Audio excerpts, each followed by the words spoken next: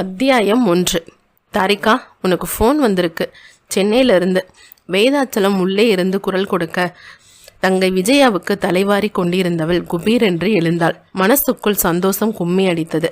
நாளை 8 தாழ்வாரத்தை கடந்து உள்ளே ஓடிப்போய் அப்பாவின் கையில் இருந்து ரிசீவரை வாங்கி கொண்டு மூச்சு வாங்கினாள். வேதாச்சலம் சிரித்தார். உன்னோட வீட்டுக்காரர் தாமா பேசுறார்.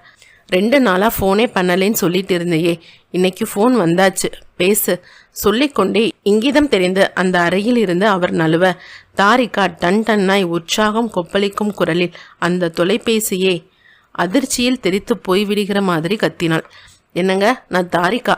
மறுமுனையில் அவளுடைய கணவன் புஷ்பராஜ் சிரித்தான். அம்மாடி, நீ இருக்கிற நெருஞ்சிக்குடிய டெலிஃபோனில் பிடிக்கிறதுக்குள்ள போதும் ஆயிடுச்சு. இந்த ஃபோன் அழைப்புக்காக 2 மணி நேரம் காத்துக்கிட்டு இருக்கேன். இப்போ எங்கேருந்து பேசுகிறீங்க? ஆஃபீஸில் இருந்து தான். மணி 7 போகுது. இன்னும் ஆஃபீஸில் தான் இருக்கீங்களா? மேனேஜர் ஒரு முக்கியமான வேலை கொடுத்துட்டு போயிட்டார். அந்த வேலையை முடிச்சுட்டு இன்னைக்கு ராத்திரியே நான் திருவனந்தபுரம் கிளம்பி போயாகணும். என்னது, திருவனந்தபுரம் புறப்பட்டு போகிறீங்களா? ஆமாம். எதுக்கு? ஒரு பார்ட்டிக்கிட்ட ரொம்ப நாளாக பெரிய தொகை நிலுவையில் இருக்குது. அதை வசூல் பண்ணுற பொறுப்பை மேனேஜர் என்கிட்ட கொடுத்துருக்கார். 4 நாள் ஆனாலும் அங்கேயே தங்கி இருந்து பணத்தை வாங்கிட்டு வரும்படியா எனக்கு உத்தரவு போட்டிருக்கார். அப்படின்னா 4 நாள் கழிச்சு தான் வருவீங்களா? சொல்ல முடியாது. பார்ட்டி பணம் கொடுத்தா உடனே புறப்பட்டு வந்துடுவேன். இல்லைன்னா இருந்து வாங்கிட்டு வர வேண்டியது தான். ஆமாம், நீ என்னைக்கு சென்னைக்கு வரப்போற? அம்மா வீடு இன்னும் உனக்கு சலிக்கலையா? என்னங்க இது, நெருஞ்சிக்குடிக்கு வந்து 3 நாள் தான் ஆச்சு. இன்னும் 4-5 நாள் இருந்துட்டு வர்றேனே. சரி, சாவகாசமா வா. நான் வீடை பூட்டிக்கிட்டு சாவியை எடுத்துக்கிட்டு போயிடுறேன். நீ உங்ககிட்ட இருக்கிற சாவியை உங்கள் அம்மா வீட்டில் மறந்து வச்சுட்டு வந்துடாத. அப்புறம் தெருவில் நிற்க வேண்டியதாக வந்துடும். நீங்கள் திருவனந்தபுரத்தில் இருந்து எப்போ திரும்புவீங்கன்னு நிச்சயமாக தெரியாதா? தெரியாது. அங்கேருந்து ஃபோன் பண்ணுறீங்களா? என் ஃபோனை எல்லாம் எதிர்பார்த்துக்கிட்டு இருக்காத. உங்கள் அம்மா வீட்டில் இன்னும் 4 நாள் தங்கிட்டு சென்னை புறப்பட்டு வந்துடு. நாம் இருக்கிற பகுதியில் அடுத்த வாரத்தில் இருந்து புது ரேஷன் கார்டு கொடுக்க போகிறாங்களாம். ரேஷன் நாட்கள் வர்ற நேரத்தில் வீடு பூட்டிட்டு இருந்தா நமக்கு கார்டு கிடைக்காதாம். சரி புலம்பாதீங்க. வர திங்கக்கிழமை ராத்திரி இங்கிருந்து புறப்படுறேன். போதுமா? துணைக்கு யாராவது கூட்டிட்டு வா. என் தங்கச்சி விஜயாவை கூட்டிட்டு வரட்டுமா? அவளுக்கு காலேஜ் எல்லாம் முடிஞ்சு லீவு விட்டுருக்காங்க. கூட்டிட்டு வாயே. அப்புறம் சொல்லு, சாப்பாடெல்லாம் எங்கே சாப்பிட்றீங்க? வாயால் தான். இந்த அறுவை ஜோக்கெல்லாம் வேண்டாம். ஹோட்டலில் சாப்பிட்றீங்களா ஆஃபீஸில் சாப்பிட்றீங்களான்னு கேட்டேன். 2மே கிடையாது. பின்ன ஆஃபீஸ் ஸ்டெனோ சொர்ணா வீட்டுக்கு என்ன சொன்னீங்க? அடடா, அதுக்குள்ளே அவசரப்படுறையே. ஆஃபீஸ் ஸ்டெனோ சொர்ணா வீட்டுக்கு பக்கத்தில் ஒரு நாயர் கடை இருக்குது. அங்கே தான் 3 நேரமும் சாப்பிட்டுக்கிட்டு இருக்கேன். வெளியே மட்டன் சிக்கன் சாப்பிடாதீங்க. சரி. நண்பர்கள் வீட்டுக்கு சீட்டடவோ பீர் குடிக்கவோ போயிடாதீங்க. சரி. அப்புறம் சீக்கிரம் சொல்லு. 2 நிமிஷம் பேசியாச்சு. ஆஃபீஸ் ஃபோன் தானே, இன்னும் 2 நிமிஷம் பேசினா குடியா மூழ்கிடும். ஆஃபீஸ்க்காக எவ்வளவு கஷ்டப்படுறீங்க. சரி விஷயத்த சொல்லு. திருவனந்தபுரத்தில் இருந்து நீங்கள் வரும்போது மலையாள பெண்கள் கற்ற மாதிரி ஒரு சான் அகலத்துக்கு ஜரிகை போட்ட சேலை ஒன்று எடுத்துட்டு வாங்களேன். ஹலோ, கொஞ்சம் பலமாக பேசு. கடைசியாக நீ பேசுனது எனக்கு கேட்கவே இல்லை. மறுபடியும் தாரிகா அதே வாக்கியத்தை கத்தி சொன்னாள். புஷ்பராஜ் பரிதவித்து கத்தினான். நீ சொல்கிறது காதில் விழுகலை. பலமாக பேசு. எனக்கு ஒரு சேலை திருவனந்தபுரத்தில் இருந்து. ஹலோ, எதையாவது வாங்கிட்டு வர சொன்னால் போதும். உங்களுக்கு காதே கேட்காது. இனிமேல் உங்ககிட்ட பேசி பிரயோஜனமே இல்லை.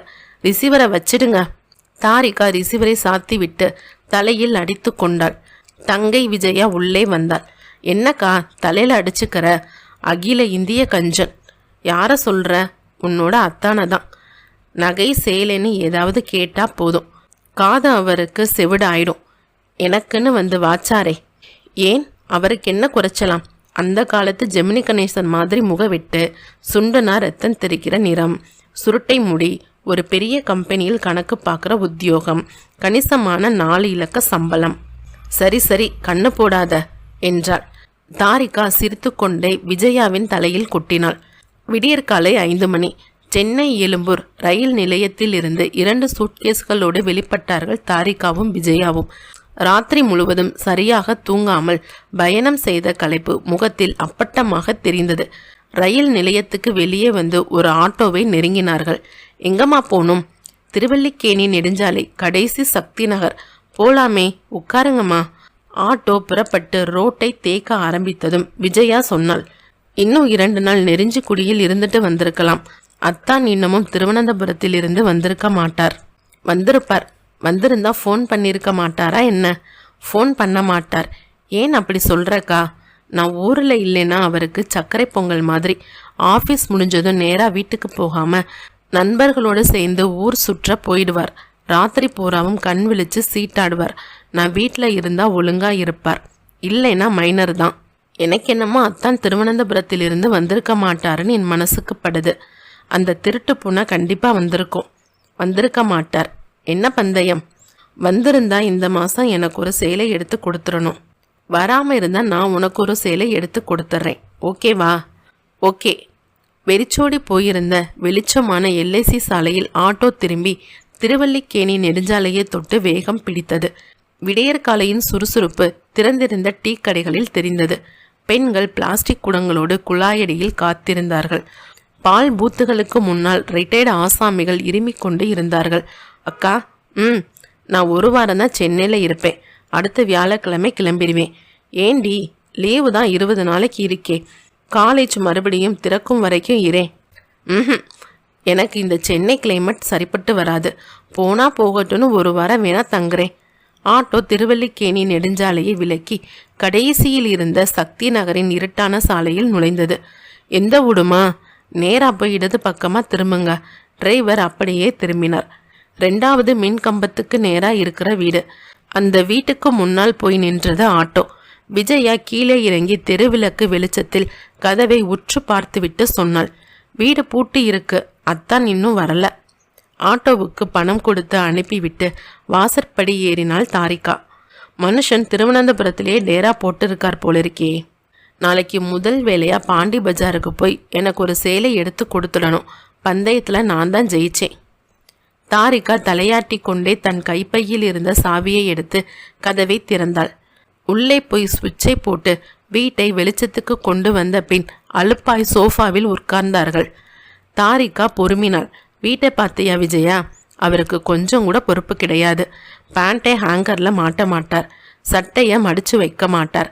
தலையை சீவி சீப்பை ஸ்டாண்டில் பழையபடி வைக்காம தூக்கி எறிவார். சாக்ஸை சூவுக்குள்ளே வைக்க மாட்டார். விஜயா புன்னகைத்து கொண்டே வீட்டை சுற்றிலும் பார்வையை துரத்த பார்வை இடது பக்க சுவர் மூலையில் வந்து ஸ்தம்பித்தது. சொரசொரவென்று ஒரு சிற்றெரும்பு கூட்டம். அக்கா, என்னடி அங்க என்ன அவ்வளவு எறும்பு? கேட்டுக்கொண்டே எழுந்து போய் சுவரின் மூலையை நெருங்கி பார்த்தாள். நெஞ்சுக்குள் ஒரு அதிர்வு. சிறு அலிலப்பர் அளவுக்கு ஒரு சதை துண்டு தெரிய அதை மொய்த்து கொண்டு 100 எறும்புகள். அந்த வரிசையை தொடர்ந்து விஜயாவின் பார்வை பயமாய் நகர்ந்தது. சுவரோரமாய் உள்ளங்கை பரப்பளவுக்கு காய்ந்து போய் கட்டியிருந்த இரத்தம் கருஞ்சிவப்பில் தெரிந்தது. அத்தியாயம் 2. தாரிகாவும் விஜயாவும் தங்களுடைய அழகான முகங்களின் இரத்தத்தை துளைத்துவிட்டு வெளியேறி போய் ஒருத்தரை ஒருத்தர் பார்த்து கொண்டார்கள். என்னக்கா இது? தெரியலையே. பூனை கீனை ஏதாவது கொண்டு வந்து போட்டு இருக்குமோ? இது பூனை கொண்டு வந்து போட்ட சமாச்சாரம் மாதிரி தெரியலையேக்கா. நீ என்னடி சொல்ற? சுவரோரமா பாரு. பார்த்தாள். சொட்டு சொட்டாய் காய்ந்து போன இரத்த துளிகள் வரிசையாய் சிதறி கிடப்பது பார்வைக்கு சிக்கியது. இரத்தமா அது? இரத்தமே தான். தாரிகாவும் விஜயாவும் அந்த இரத்த துளிகளை பார்த்து கொண்டே நடந்தார்கள். 2 பேர்களின் இதயங்களும் பயத்தில் திக்கியது. என்ன ஆயிருக்குமோன்னு தெரியலையே. இந்த பக்கம் வாக்கா. அங்கேயும் கொஞ்சம் ரத்தம் தெரியுது. நிச்சயமா பூட்டியிருந்த வீட்டுக்குள்ள என்னமோ நடந்திருக்கு. சமையல் கட்டை தாண்டி வீட்டின் பின்பக்கம் வந்தார்கள். விடியற்காலையின் பரபரப்பான சூழலில் அந்த கொய்யா மரமும் கிணற்று மேடையும் துவைக்கின்ற கல்லும் தெரிந்தன. தாரிகா பின்பக்க விளக்கை போட வெளிச்சம் மூடி வந்து மிஞ்சி இருந்த இருட்டை துரத்தியது. இரத்த துளிகள் இதுவரைக்கும் வந்திருக்கு சொன்ன விஜயா கொய்யா மரத்தை நோக்கி போனாள். தாரிகா வியர்த்து வலிகின்ற முகத்தோடு சுற்றும் முற்றும் பார்த்து கொண்டு நின்றாள். அக்கா, இங்கே வா. விஜயா கொய்யா மரத்துக்கு கீழே இருந்த மண்ணை உற்று பார்த்து கொண்டிருந்தாள். என்ன விஜயா, இங்கேயும் இரத்த துளி தெரியுதா? இல்லக்கா, இந்த மண்ணை பாரு, இலகுன மாதிரி இருக்கு. இந்த இடத்துல மண்ணு எப்பவும் இப்படித்தான் இருக்குமா? இல்லையே, கெட்டியாதான் இருக்கும். அப்படின்னா இந்த இடத்துல யாரோ தரையை தோண்டி இருக்காங்க. தோண்டி எதையோ புதைச்சிருக்காங்க. நீ என்னடி சொல்ற? அக்கா, இந்த வீட்டுக்குள்ள என்னமோ விபரீதம் நடந்திருக்கு. இந்த இடத்தை உடனே தோண்டி பார்க்கணும். தோண்டி பார்க்கறதா? ஒரு கடப்பாறையோ மண்வெட்டியோ இருந்தா கொண்டா, தோண்டி பார்த்துடலாம். வேண்டாண்டி, நீ தோண்டாத. தோண்டாம நீ இங்கேயே இரு. 4 வீடு தள்ளி இருக்கிற மங்களத்தோட கணவர் ஒரு போலீஸ் இன்ஸ்பெக்டர். நான் போய் அவர்கிட்ட விஷயத்த சொல்லி கூட்டிட்டு வர்றேன். மெல்ல தாரிகா சேலை தலைப்பால் முகத்திலும் கழுத்திலும் வியர்ந்த வியர்வையை ஒற்றிக்கொண்டு ஓட்டமும் நடையுமாய் வீட்டிலிருந்து வெளியேறி வீதிக்கு வந்தாள். உடம்பு புறமும் படபடப்பாய் வந்தது. அடிவயிற்றில் ஒரு பயம். பூட்டின வீட்டுக்குள்ள என்ன ஆயிருக்குமோன்னு தெரியலையே. அவர் திருவனந்தபுரத்தில் இருந்து வந்திருப்பாரா? மங்களத்தின் வீடு இருட்டில் இருந்தது. வாசலில் இருந்த காம்பவுண்ட் கேட்டை தள்ளி கொண்டு உள்ளே போனாள். கதவில் இருந்த அழைப்பு மணிக்கு வேலை கொடுக்க மங்களம் வந்து கதவை திறந்தாள். அந்த தூக்க கலக்கத்திலும் ஆச்சரியப்பட்டாள். தாரிகா, நெருஞ்சிக்குடியிலிருந்து எப்ப வந்த? இப்பதான் ஒரு 10 நிமிஷத்துக்கு முன்னாடி. ஏன் என்னவோ மாதிரி இருக்க? உன் கணவர் எந்திரிச்சிட்டாரா? எந்திரிக்கிற நேரம்தான். ஏன், என்ன விஷயம்? அவர்கிட்ட கொஞ்சம் பேசணும். ஒரு நிமிஷம் இப்படி வந்து உட்காரு. வரவேற்பறையில் இருந்த சோஃபாவை காட்டிவிட்டு உள்ளே போனாள் மங்களம். அடுத்த சில நொடிகளில் உள்ளே இருந்து மங்களத்தின் கணவர் முரளி வெள்ளை பனியன் இடுப்பில் லுங்கியோடும் வந்தார். வாங்க தாரிகா. உட்கார்ந்திருந்த சோஃபாவில் இருந்து தவிப்பாய் எழுந்தாள். நீங்க உடனே என் வீட்டுக்கு வரணும். என்ன விஷயம்? விஷயத்தை மறுபடியும் வியர்த்து கொண்டே சொன்னாள் தாரிகா. முரளி திடுக்கிட்டார். வீட்டுல இரத்தக்கரையா? ஆமா. வீடு பூராவும் இருக்கா? ஆமா. உங்க கணவர் இன்னும் திருவனந்தபுரத்திலிருந்து வரலைன்னு உங்களுக்கு நிச்சயமா தெரியுமா? தெரியாது. முரளி பக்கத்து அறைக்கு போய் தொலைபேசியை தொட்டு ரிசீவரை எடுத்து கொண்டு டயலை சுற்றி விட்டு குரல் கொடுத்தார். Hello, police station. நான் முரளி பேசுறேன். எஸ்ஐ கங்காதரன் இருக்காரா? பேச சொல்லுங்க என்றவர் சில வினாடிகள் காத்திருந்த பின் வாயை திறந்தார். மிஸ்டர் கங்காதரன், 2 காவலர்களை கூட்டிக்கிட்டு உடனே சக்தி நகர் வாங்க. எங்க வீட்டுல இருந்து இடது பக்கம் 4வது வீட்டுல நான் இருப்பேன். ப்ளீஸ் சீக்கிரம் வாங்க. ரிசீவரை வைத்து விட்டு ஹேங்கரில் தொங்கிய ஒரு சட்டையை எடுத்து உடலில் திணித்து கொண்டு அறையில் இருந்து வெளியே வந்தார் முரளி. வாங்க, உங்க வீட்டுக்கு போகலாம். போனார்கள். விஜயா வாசலில் தவிப்பாய் நின்றிருந்தாள். முகத்தில் இப்போது அதிகப்படியான கலவரம். கையில் எதையோ மினுமினுப்பாய் வைத்திருந்தாள். தாரிகா வாசப்படி ஏற ஏறவே கேட்டாள். அக்கா, இந்த கடிகாரம் அத்தானுடையது தானே? தாரிகா வாங்கி பார்த்தாள். உடலின் மேற்புற கண்ணாடி சிதறியிருந்த அந்த கடிகாரத்தை பார்த்ததும் திகிலோடு நிமிர்ந்தாள். ஆமா, இது அவரோடது தான். உனக்கு இது எங்கே இருந்து கிடைச்சிச்சு? உள்ளே இருந்த கழிவு பக்கெட்டுக்கு பக்கத்துல. முரளி அந்த கை கடிகாரத்தை வாங்கி பார்த்தார். அதன் இயக்கம் நின்றிருந்தது. 1:14 முற்கள் ஸ்தம்பித்து போயிருந்தது. கடிகாரத்தின் புள்ளி புள்ளியாய் உறைந்து போன ரத்தம். இது உங்க கணவரோட கை கடிகாரம் தானே மிஸ்ஸஸ் தாரிகா? ஆமாம். அந்த கடிகாரத்தை ஒரு கைக்குட்டையில் பத்திரப்படுத்தி கொண்ட முரளி வீட்டுக்குள் நுழைந்தார். தாரிகாவும் விஜயாவும் காட்டிய இரத்த துளிகளை பின்தொடர்ந்து கொய்யா மரத்தை நோக்கி போனார். இலகி இருந்த மணலை காலின் பெருவிரலால் கிளறி பார்த்தார். பின் தாரிகாவை ஏறிட்டார். நீங்க எந்த ஊருக்கு போயிருந்தீங்க? நெருஞ்சிக்குடி. ஊர்ல எத்தனை நாள் இருந்தீங்க? 6 நாள். உங்க கணவர் எப்ப திருவனந்தபுரம் போனார்? 4 நாளைக்கு முன்னாடி. அப்படின்னா கடந்த 4 நாளா வீடு பூட்டியே தான் இருந்திருக்கு. ஆமாம். சாவி? 2 பேர்கிட்டையும் ஒவ்வொரு சாவி இருக்கும். வாசலில் ஜீப் நிற்கும் சத்தம் கேட்டு முரளி எட்டி பார்த்தார். சப் இன்ஸ்பெக்டர் கங்காதரன் 2 காவலர்களோடு உள்ளே வந்து கொண்டிருந்தார். வேகமான நடை. அருகில் வந்ததும் வணக்கம் தெரிவித்தார். மிஸ்டர் கங்காதரன், 4 நாளா பூட்டிக்கிட்டு இருந்த வீட்டுல ஏதோ ஒரு அசம்பாவிதம் நடந்திருக்கு. சின்ன ஒரு சதை துணுக்கோடும் இரத்த துளிகள் சுவரோரமாய் சிந்தி இருக்கு. எல்லாமே உறைந்து போன இரத்த கரைகள். அந்த கொய்யா மரத்துக்கு கீழே மண் இலகி இருக்கு. அங்கே ஏதாவது புதைக்கப்பட்டிருக்கலாம். தோண்டி பார்த்துடலாம். ப்ளீஸ் உடனே அதை செய்யுங்க. கங்காதரன் காவலர்களிடம் திரும்பினார். விடிந்து கொண்டிருந்த அந்த காலை வேளையில் கொய்யா மரத்துக்கு கொஞ்சம் தள்ளி தாரிகாவும் விஜயாவும் எகிறுகின்ற இதே துடிப்புகளோடு நின்றிருக்க கங்காதரனின் மேற்பார்வையில் 2 காவலர்கள் மண்வெட்டியால் நிலத்தை கொத்தி கொண்டிருந்தார்கள். முரளி வீட்ல உள்ளே இருந்த அறைகளில் நுழைந்து வெளிப்பட்டிருந்தார். படுக்கை அறைக்குள் நுழைந்த போது அவர் பார்வை ஆச்சரியத்தில் ஸ்தம்பித்தது. படுக்கையில் உதிர்ந்த கசங்கிய ஜாதி முல்லை பூக்கள், அவசரமாய் மடிக்கப்பட்ட ஒரு போர்வை, கோணம் மாறிய நிலையில் ஒரு தலையணை, உரையில் குட் நைட் என்கின்ற வாசகம். வாசகத்தின் முதல் எழுத்தான ஜியின் மேல் ஒரு நீளமான தலைமுடி ஒட்டி இருக்க அதை தனியே எடுத்து பிரித்தார். கை குட்டையில் அதை பத்திரப்படுத்தி கொண்ட போது கங்காதரன் உள்ளே நுழைந்தார். சார், என்ன தோண்டிட்டீங்களா? தோண்டியாச்சு சார். ஒரு பிணத்தை குப்பர போட்டு புதைச்சிருக்காங்க. பிணம் ஆனா பெண்ணா? பெண். முரளி கங்காதரனோடு நடந்தார். கொய்யா மரத்துக்கு கீழே ஒரு குழி திறந்திருக்க சுற்றும் மணல் குவிக்கப்பட்டு இருந்தது. அந்த விடியற்காலை காற்றில் வேண்டாத ஒரு வீச்சம். முரளி வேகமாய் குழியை நெருங்கி உள்ளே எட்டி பார்த்தார். ஒரு பெண்ணின் புணம் குப்பர தெரிந்தது. துணி இல்லாத உடம்பு மண்ணோடு மண்ணாய் புதைக்கப்பட்டு. உடலை வெளியே எடுத்துருங்க. காவலர்கள் கைகளுக்கு நீளமான உரைகளை போட்டுக்கொண்டு குழிக்குள் இறங்கினார்கள். பெண் உடம்பின் 2 பக்க தோள் பட்டைகளை பற்றி மேலே தூக்கினார்கள். மண் உதிர உதிர அந்த பெண்ணின் பிணம் மேலே வந்தது. முகமே தெரியாதபடி மண் அப்பி இருந்தது. முரளி கைக்குட்டையால் முகத்தை பொத்தி கொண்டு குழிக்கு பக்கத்தில் வந்தார். பிணத்தை அப்படி சுவரோரமாய் கிடத்துங்க. சொன்னவரின் பார்வை மறுபடியும் குழிக்குள் போக உள்ளே மண்ணோடு மண்ணாய் புதையுண்ட நிலையில் சொன்னவரின் பார்வை மறுபடியும் குழிக்குள் போக உள்ளே மண்ணோடு மண்ணாய் புதையுண்ட நிலையில் ஒரு ஜோடி கால்கள் தெரிய பெரிதாய் திடுக்கிட்டார் முரளி. அத்தியாயம் 3. இன்ஸ்பெக்டர் முரளி அதிர்ந்து போய் மறுபடியும் பார்வையை உன்னிப்பாய் குழிக்குள் பார்த்தார். அந்த ஜோடி கால்களின் விரல்கள் மண்ணுக்குள் வெளியே நீட்டி கொண்டிருந்தது. கங்காதரன், சார், குழிக்குள்ள இன்னொரு ஒரு பிணம் இருக்கு. அதை வெளியே எடுத்து போட சொல்லுங்க. கங்காதரன் காவலர்களை பார்க்க அவர்கள் செயலில் இறங்க ஆரம்பித்தார்கள்.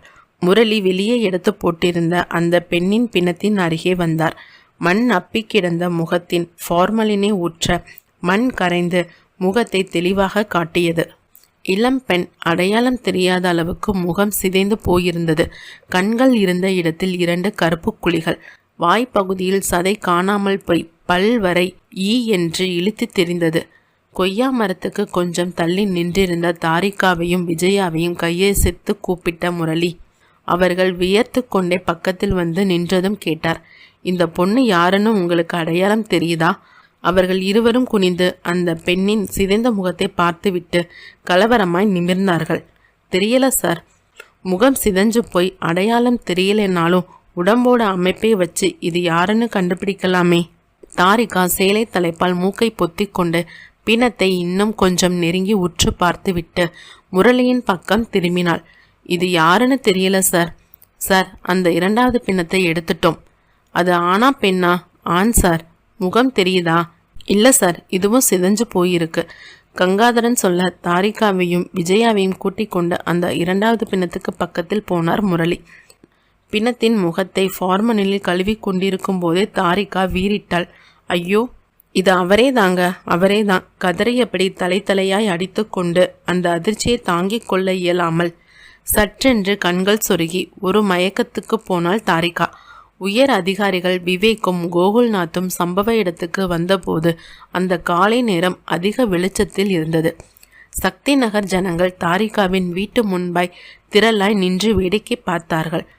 முரளியும் கங்காதரனும் மரியாதை செலுத்தி வர விவேக் அதை அவர்களுக்கு திருப்பி கொடுத்து கொண்டே கிடத்தப்பட்டு இருந்த 2 பிணங்களையும் உன்னிப்பாய் பார்த்துவிட்டு முரளியிடம் திரும்பினான்.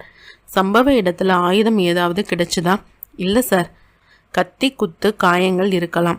2 உடல்களிலும் காயங்கள் ஆழமா இருக்கு. ஆயுதம் இங்கேயே புதைக்கப்பட்டு இருக்கலாங்கிறது என்னோட யூகம். பிணம் புதைக்கப்பட்டிருந்த இடத்தை சுற்றிலும் தோண்டி பார்த்தீங்களா? பார்த்தோம் சார். எதுவும் கிடைக்கல. வீட்டில் இரத்தக்கரை இருந்ததா? நிறைய இடத்துல இருந்தது சார். அதை குறித்து கொண்டீர்களா? பண்ணிட்டோம் சார். தாரிகா எங்கே? கணவரோட பிணத்தை பார்த்து 2-3 தடவை மயக்கம் ஆயிட்டாங்க சார். எதிர் வீட்டில் படுக்க வச்சிருக்கோம். கொலையுண்ட அந்த பெண்ணை தாரிகாவுக்கு அடையாளம் தெரியலையா? தெரியலைன்னு சொல்லிட்டாங்க சார். பூட்டி இருந்த இந்த வீட்டுக்குள்ள பிணங்கள் புதைக்கப்பட்டிருக்கு இல்லையா மிஸ்டர் முரளி? ஆமாம் சார். வீடுகள் நெருக்கமாக இருக்கிற இந்த இடத்துலையே 2 கொலைகள் நடந்திருக்கு.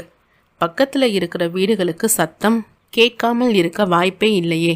பக்கத்து வீட்டில் இருக்கவங்கள விசாரிச்சு பார்த்தீங்களா?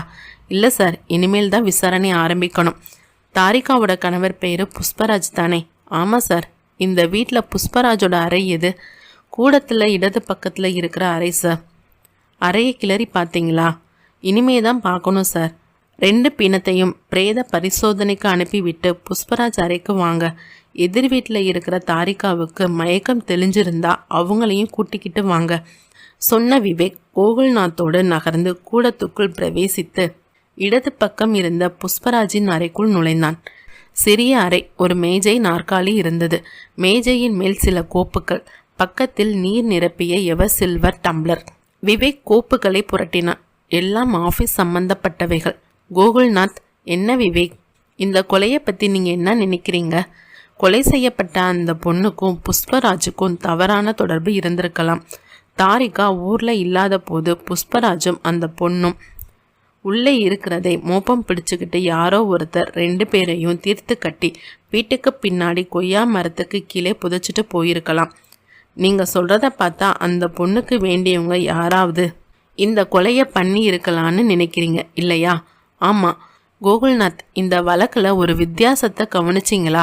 என்ன விவேக், புஷ்பராஜையும் அந்த பெண்ணையும் தீர்த்து கட்டின கொலையாளி சுத்தமாக கமுக்கமாக 2 கொலையையும் கொய்யா மரத்துக்கு கீழே ஆழமாக குழி தோண்டி புதைச்சிட்டு போயிருக்கலாம்.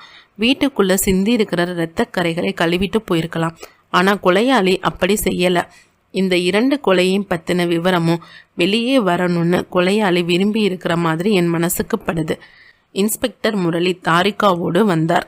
சார், இவங்க தான் தாரிகா. விவேக் அவளை ஏறிட்டான். அழுத முகம் வீங்கி இருந்தது. கையில் சின்னதாய் கைக்குட்டை ஒன்றை வைத்துக்கொண்டு மூக்கை பொத்தி பொத்தி எடுத்தாள். மிஸ்ஸஸ் தாரிகா, நீங்கள் எந்த ஊருக்கு போயிருந்தீங்க? நெருஞ்சிக்குடி விசும்பலோடு சொன்னாள். அது எங்கே இருக்கு? புதுக்கோட்டையில் இருந்து பொன்னமராவதி போகிற வழியில். அதான் உங்கள் சொந்த ஊரா? ஆமாம். அங்கே எவ்வளவு நாள் இருந்தீங்க? 1 வாரம். கொலையான பெண் யாருன்னு உங்களுக்கு தெரியாது இல்லையா? ஆமாம். உங்கள் கணவர் புஷ்பராஜ் எப்படிப்பட்டவர்?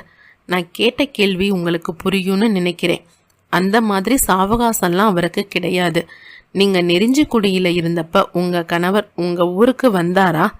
வரலை. ஆனால் 4 நாளைக்கு முன்னாடி ஃபோன் பண்ணி இருந்தார். எதுக்காக ஃபோன் பண்ணினார்? ஆஃபீஸ் வேலையாக திருவனந்தபுரம் போகிறதாகவும் நான் நெருஞ்சிக்குடியில் இருந்து வரும்போது வீட்டில் இருக்க மாட்டேன்னு சொன்னார். அப்படின்னா இந்த வீட்டுக்கு உங்ககிட்ட ஒரு சாவியும் அவர்கிட்ட ஒரு சாவியும் இருந்திருக்கும். ஆமாம். விவேக் யோசனையாய் தாடையை தேய்த்தான்.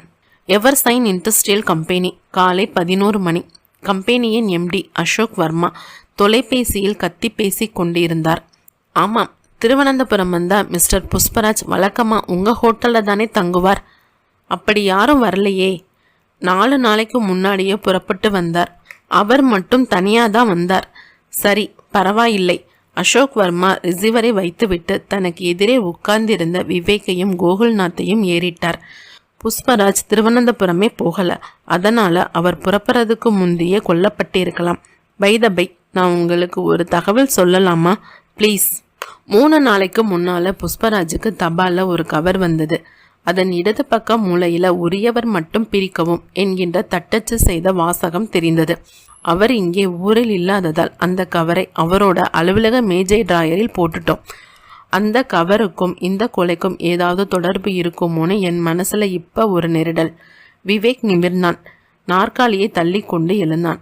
இது ரொம்ப முக்கியம். உடனே அந்த கடிதத்தை நாம் பார்த்தாகணும். புஷ்பராஜின் அலுவலக மேஜையை நோக்கி போனார்கள். வேறு ஒரு சாவியை உபயோகித்து மேஜையின் டிராயரை திறக்க அந்த உரை தெரிந்தது. விவேக் அதன் இடது பக்க மூலையை பார்த்தான். உரியவர் மட்டும் பிரிக்கவும். அனுப்புனர் முகவரி வெறிச்சோடி இருந்தது. உரையின் வாயை கிழித்து உள்ளே இருந்த கடிதத்தை உருவி பிரித்தார். பால்பாயிண்ட் பேனாவால் சாய்ந்து சாய்ந்து எழுதப்பட்ட எழுத்துக்கள் வரிகளாய் மாறி இருந்தன. எனது அன்பான புஷ்பராஜ், என் கணவருக்கு நம்ம விஷயம் தெரிந்து விட்டது. எப்படி தெரிந்தது என்று தெரியவில்லை. 3 நாட்களாக அவர் என்னோடு பேசுவது இல்லை. எந்த நிமிடமும் பூகம்பம் வெடிக்கலாம். நீங்கள் ஊரில் இருக்க வேண்டாம். வெளியூர் எங்கேயாவது போய்விட்டு வாருங்கள். என்னை பற்றி எந்த கவலையும் வேண்டாம். இந்த கடிதத்தை அவர் குளியல் அறையில் இருக்கும்போது அவசரமாக. அத்தியாயம் 4. புஷ்பராஜுக்கு எழுதப்பட்டிருந்த அந்த கடிதத்தை தொடர்ந்து படிக்க ஆரம்பித்தான் விவேக். அவர் குளியலறை போயிருக்கும்போது அவசரமாக இந்த கடிதத்தை எழுதினேன். இனிமேல் தான் நாம் ஜாக்கிரதையாக இருக்க வேண்டும். என் கணவர் என்னுடைய துரோகத்தை எப்படி எடுத்துக்கொள்வார் என்று தெரியவில்லை. அவர் புலியாக மாறுவாரா, பூனையாக பதுங்கி விடுவாரா என்று புரியவும் இல்லை. மறுபடியும் நான் உங்களை சந்திக்கும் வரை அன்பு முத்தங்களோடு உங்கள் லல்லி. விவேக் கடிதத்தை கோகுல்நாத்திடம் கொடுத்துவிட்டு MD அசோக் வர்மாவிடம் திரும்பினான். புஷ்பராஜுக்கு இங்கே யார் நெருங்கிய நண்பர்? கொஞ்சம் தள்ளி தனியாக நின்றிருந்த ஒரு இளைஞன் முன்னால் வந்தான். நான் தான் சார். விவேக் அவனை ஏறிட்டான். உங்கள் பெயர்? நடேஷ். இந்த ஆஃபீஸில் என்ன பொறுப்பு?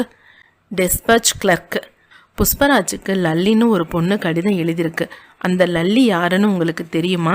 அவன் யோசனை செய்துவிட்டு தலையை ஆட்டினான். தெரியல சார். லல்லிங்கிறது செல்ல பெயர். ஒருவேளை இது லலிதாவாக இருக்கலாம்.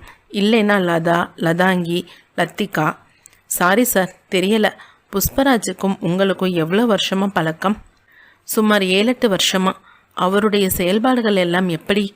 அவர் ஒரு கண்ணியமான மனிதர் சார். பெண் மோகம் இல்லை சார். லல்லிங்கிற ஒரு பொண்ணுக்கும் அவருக்கும் தொடர்பு இருந்திருக்கு. அது உங்களுக்கு எப்படி தெரியாமல் போச்சு?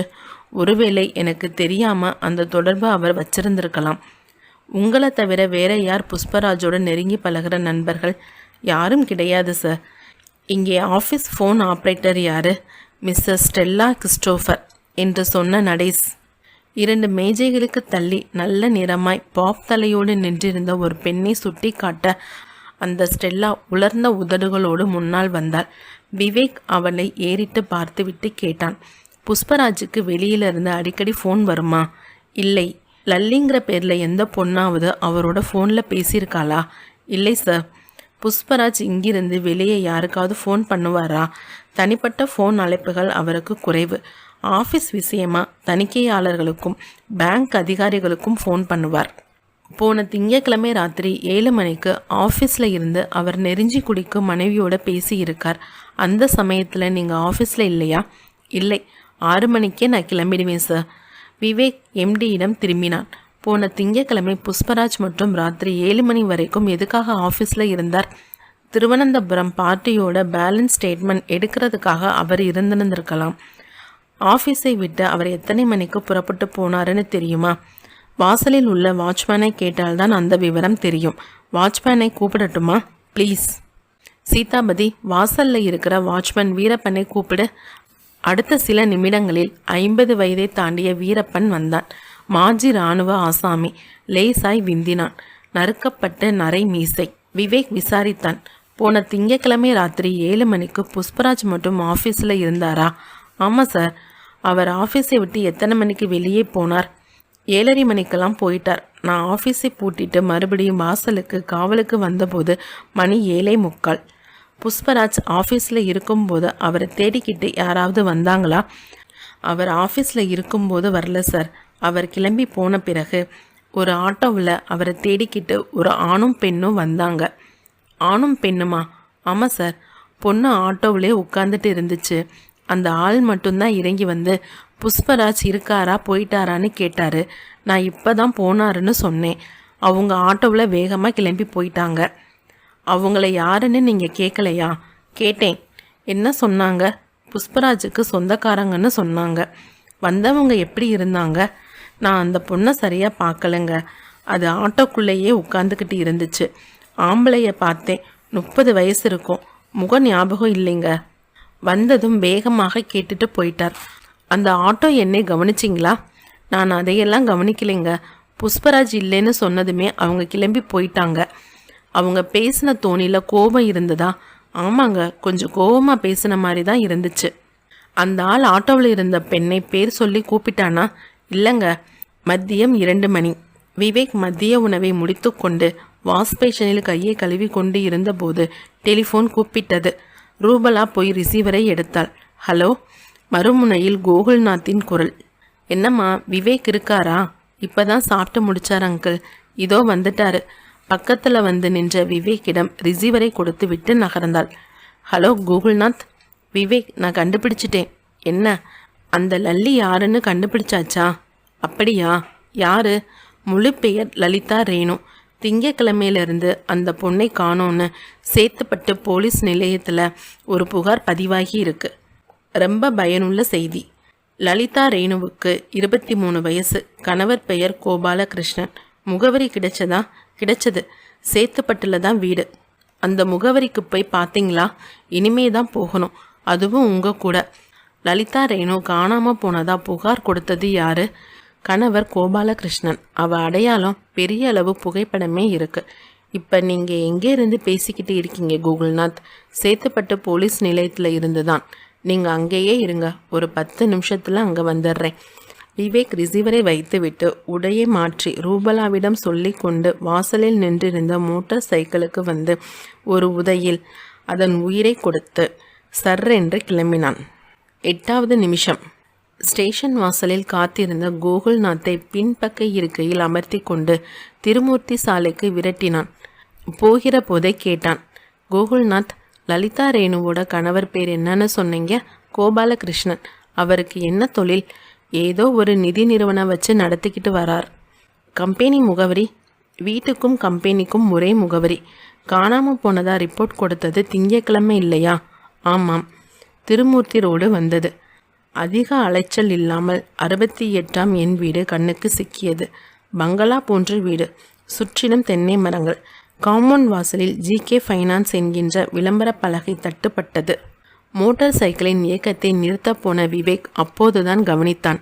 காம்பவுண்ட் கேட்டும் உள்ளே போர்ட்டிகோ வாசல் கதவும் கனமான பூட்டுகளோடு தெரிந்தது. கோகுல்நாத், வீடு பூட்டி இருக்கு. பக்கத்து வீட்டிலையும் எதிர் வீட்டிலையும் விசாரித்து பார்த்துடட்டுமா? விவேக் தலையாட்ட கோகுல்நாத் விசாரித்து விட்டு வந்து சொன்னான். யாருக்கும் எதுவும் தெரியல விவேக். கோபாலகிருஷ்ணன் அடிக்கடி வெளியூர் போயிடுவாராம். லலிதா ரேணு அவங்க அம்மா வீட்டுக்கு போயிடுமாம். அப்படின்னா லலிதா ரேணு காணாமல் போன விஷயம் இங்கே யாருக்குமே தெரியலை. ஆமாம். லலிதா ரேணுவோட அம்மா வீடு எங்கே இருக்குன்னு விசாரிச்சிங்களா? விசாரித்தேன், கோயம்புத்தூர். முகவரி யாருக்கும் தெரியலை. கோபாலகிருஷ்ணனும் எங்கே போயிருக்காருன்னு தெரியலை. கோர்ட் உத்தரவோடு வந்து பூட்டை உடைச்சு உள்ளே போய் பார்த்துட வேண்டியது தான். குற்றப்பிரிவு அலுவலகத்துக்கு முன்பாக 2 சக்கர வாகனத்தை நிறுத்திவிட்டு விவேக்கும் கோகுல்நாத்தும் உள்ளே நுழைய இன்ஸ்பெக்டர் விக்டர் எதிர்பட்டார். விவேக், டாக்டர் சுந்தரம் உங்களை கேட்டு ஃபோன் பண்ணி இருந்தார். ஏதாவது சொன்னாரா? சொல்லலை. நீங்கள் வந்ததும் ஃபோன் பண்ண சொன்னார். விவேக் தன் அறைக்கு போய் ரிசீவரை எடுத்து டாக்டர் சுந்தரத்துக்கு தொடர்பு கொண்டார். Hello doctor. Mister Vivek? Yes. 2 postmortem ரிப்போர்ட்டும் தயார். ஆண் போஸ்ட்மார்ட்டம் ரிப்போர்ட்டில் ஒரு சங்கதி. என்ன? கொலை செய்யப்பட்டது புஷ்பராஜ் இல்லை. 5. கொலை செய்யப்பட்டது புஷ்பராஜ் இல்லையா? எப்படி சொல்கிறீங்க டாக்டர்? விவேக் நேரில் சந்தித்து ஆச்சரியத்துடன் கேட்க டாக்டர் புன்னகைத்தார். ஆண் பிணத்தை போஸ்ட்மார்ட்டம் பண்ணி பார்த்தபோது அவர் ஒரு கிட்னி டோனராக இருந்திருக்கலான்ற சந்தேகம். பிணத்தை வாங்கிட்டு போகிறதுக்காக வெளியே காத்துக்கிட்டு இருந்த புஷ்பராஜோட மனைவி மிஸ்ஸஸ் தாரிகாவை கூப்பிட்டு விசாரித்தோம். புஷ்பராஜ் ஒரு கிட்னி டோனர் இல்லைங்கிற விஷயம் தெரிஞ்சது. தாரிகாவுக்கு தெரியாமல் புஷ்பராஜ் எந்த சந்தர்ப்பத்திலையாவது தன்னுடைய கிட்னியை யாருக்காவது தானம் பண்ணி இருந்திருக்கலாமே சார். அந்த சந்தேகமும் மிஸ்ஸஸ் தாரிகா கிட்ட கேட்டேன். அதுக்கப்புறம் அவங்க பிணத்தோட மற்ற அங்க அடையாளங்களை உற்று பார்த்து விட்டு இது தன் கணவர் இல்லைன்னு சொல்லிட்டாங்க. நீங்கள் வேணும்னா தாரிகாவை விசாரித்து பார்க்கலாம். வெளியே தான் இருக்காங்க. ப்ளீஸ் அவங்கள கொஞ்சம் கூப்பிடுங்க டாக்டர். டாக்டர் சுந்தரம் அழைப்பு மணியை தட்ட நர்ஸ் ஒருத்தி எட்டி பார்த்தாள். Yes doctor. வராந்தா பெஞ்சில் தாரிகா உட்கார்ந்துருப்பாங்க. அவங்கள கொஞ்சம் கூப்பிடுங்க. நர்ஸ் தலைமறைந்த அடுத்த நிமிடத்தின் ஆரம்பத்தில் தாரிகா உள்ளே நுழைந்தாள். முகத்தில் சந்தோஷம் முகாம் போட்டியிருந்தது. கண்களில் ஒரு பிரகாசம் தொற்றி இருந்தது. விவேக் கேட்டான், மிஸ்ஸஸ் தாரிகா, உங்கள் கணவர் புஷ்பராஜ் ஒரு கிட்னி டோனரா இல்லைங்கிற விஷயம் உங்களுக்கு நிச்சயமா தெரியுமா? தெரியும். அவர் கிட்னி தானம் பண்ணியிருந்தா எனக்கு தெரியாம இருந்திருக்காதே. உங்க கல்யாணத்துக்கு முந்தைய தானம் பண்ணியிருந்தா, அப்படி அவர் தானம் பண்ணி இருந்தாலும் கூட எங்கிட்ட மறைக்காம சொல்லி இருப்பார். அதுவும் இல்லாம இந்த உடல் அவரோடது இல்லைங்கிறதுக்கு வேறு சில அடையாளங்களும் ஒத்து போகுது. என்ன அடையாளங்கள்? அவரோட இடது கை சுண்டு விரல்ல நகமே இருக்காது. எப்பவோ நடந்த ஒரு தீ விபத்து அந்த விரலை பொசுக்கிட்டதாக சொல்லி இருக்கார். ஆனா இந்த பிணத்துக்கு சொந்தமான இடது கை சுண்டு விரல்ல நகை இருந்துச்சு. அப்புறம் பிணத்தோட காது அமைப்பு வித்தியாசமா இருக்கு. பின்ன வீட்டில் பிணத்தை பார்த்ததும் உங்க கணவர் தானே சொன்னீங்க, அது எப்படி? எனக்கு இருந்த மனக்குழப்பத்திலையும் அவசரத்திலையும் இந்த பிணத்தை பார்த்ததும் என் கணவர் தான்னு நினச்சிட்டேன். உயரமும் நிறமும் உடம்போட அமைப்பும் அப்படியே இருந்தது. உங்களுக்கு லலிதா ரேணுங்கிற பெண்ணை தெரியுமா? லலிதா ரேணுவா? ஆமாம், சேத்துப்பட்டி திருமூர்த்தி ரோட்டில் வீடு. அந்த பெண்ணோட புருஷன் பெயர் கோபாலகிருஷ்ணன். எனக்கு தெரியாது. அந்த லலிதா ரேணு உங்கள் கணவருக்கு எழுதின ஒரு கடிதம் எங்கள் கைக்கு கிடைச்சிருக்கு. நான் அந்த கடிதத்தை பார்க்கலாமா? விவேக் சட்டை பையில் இருந்து கடிதத்தை எடுத்து கொடுத்தான். வாங்கி படித்து பார்த்த தாரிகாவின் அழகிய நெற்றியில் கவலை கோடுகள். இந்த கடிதம் உங்களுக்கு எப்படி கிடைச்சது? அவரோட ஆஃபீஸ் மேஜை டிராயரில் இருந்து. எந்த பெண்ணிக்கிட்டேயும் தவறான தொடர்பு வச்சுக்கிற அளவுக்கு அவர் ஒழுக்கம் இல்லாதவர் கிடையாது. உங்களுக்கு தெரியாம இந்த தொடர்பை அவர் வச்சிருக்கலாம் இல்லையா? அவர் அப்படிப்பட்டவர் இல்லை. பல பெண்கள் தங்களுடைய கணவர்களை பற்றி இப்படி தான் நினச்சிக்கிட்டு இருக்காங்க. இதோ பாருங்க மிஸ் தாரிகா, இறந்தது உங்கள் கணவர் தான் என்கின்ற கோணத்தில் வழக்கை இதுவரைக்கும் விசாரணை பண்ணிக்கிட்டு இருந்தோம். இப்போ நிலைமை மாறிடுச்சு. கொலையுண்டது உங்கள் கணவர் இல்லைங்கிற உண்மை இப்போ வெட்ட வெளிச்சம் ஆயிடுச்சு. 4 நாளைக்கு முன்னாடி திருவனந்தபுரம் போய் சேர்ந்திருக்க வேண்டிய உங்கள் கணவர் புஷ்பராஜ் இப்போ இந்த நிமிஷம் எங்கே இருக்காருன்னு தெரியல. கொலையுண்டவர் உங்கள் கணவர் இல்லைன்னா வேறு யாரு? புதைக்குழியில் கிடைச்ச இந்த பெண் யாரு? சம்பவங்கள் எல்லாமே பூட்டப்பட்ட வீட்டுக்குள்ளேயே நடந்திருக்கு. டாக்டரின் கணிப்புப்படி அந்த 2 பிணங்களும் திங்கட்கிழமை ராத்திரியே உங்கள் வீட்டில் புதைக்கப்பட்டு இருக்கணும். டாக்டர் சுந்தரம் குறுக்கிட்டு கேட்டார். மிஸ்டர் விவேக், லலிதா ரேணுவோட முகவரி உங்ககிட்ட இருக்கா? இருக்கு. நானும் கோகுல்நாத்தும் அந்த முகவரியை கண்டுபிடிச்சு போய் பார்த்தோம். வீடு பூட்டி இருந்துச்சு. கோபாலகிருஷ்ணன் தன் மனைவி லலிதா ரேணுவை 4 நாளாக காணோன்னு சேத்துப்பட்டு போலீஸ் நிலையத்தில் ஒரு புகார் கொடுத்திருக்கார். கிடைச்ச ஆண் பிணத்துக்கும் பெண் பிணத்துக்கும் சொந்தக்காரர்களான லலிதா ரேணுவும் கோபாலகிருஷ்ணனும் இருக்கலாமே. எனக்கும் அந்த சந்தேகம் வந்து ரொம்ப நேரம் ஆச்சு இன்ஸ்பெக்டர். கொலையுண்டது அவங்களாக இருந்தால் கொலையாளி 90% புஷ்பராஜ் தான். விவேக் சொல்ல தாரிகாவின் முகம் சுண்ணாம்பாய் வெளுத்து போயிற்று. உடல் லேசாய் நடுங்கியது. இரவு மணி 8:30. ராத்திரி நேர சிற்றுண்டிக்காக சாப்பாட்டு மேஜைக்கு வந்த விவேக்கை தொலைபேசி துடித்து கூப்பிட்டது. ரிசீவரை எடுத்தான். ஹலோ. மறுமுனையில் கோகுல்நாத் பேசினார். விவேக், கடந்த 2 மணி நேரமாக விசாரித்தோம். லலிதா ரேணுவோட கோயம்புத்தூர் முகவரி யாருக்கும் தெரியல. எங்கெங்க விசாரிச்சிங்க? கோபாலகிருஷ்ணன் வீட்டுக்கு பக்கத்தில் இருக்கிற எல்லா வீடுகளிலுமே நுழைஞ்சு ஆட்களை துருவி பார்த்துட்டோம். கோபாலகிருஷ்ணனை பற்றி யாரும் நல்ல விதமாகவே சொல்லலை. அவன் ஒரு பயங்கரமான ஆளாம். அவனும் அவனோட மனைவி லலிதா ரேணுவும் ஒரு நாள் கூட சண்டை போடாமல் இருந்ததில்லையாம். லலிதா ரேணுவை கண்முன் தெரியாமல் அடிச்சிட்டு அவனே ஆஸ்பத்திரிக்கு கூட்டிட்டு போவானாம்.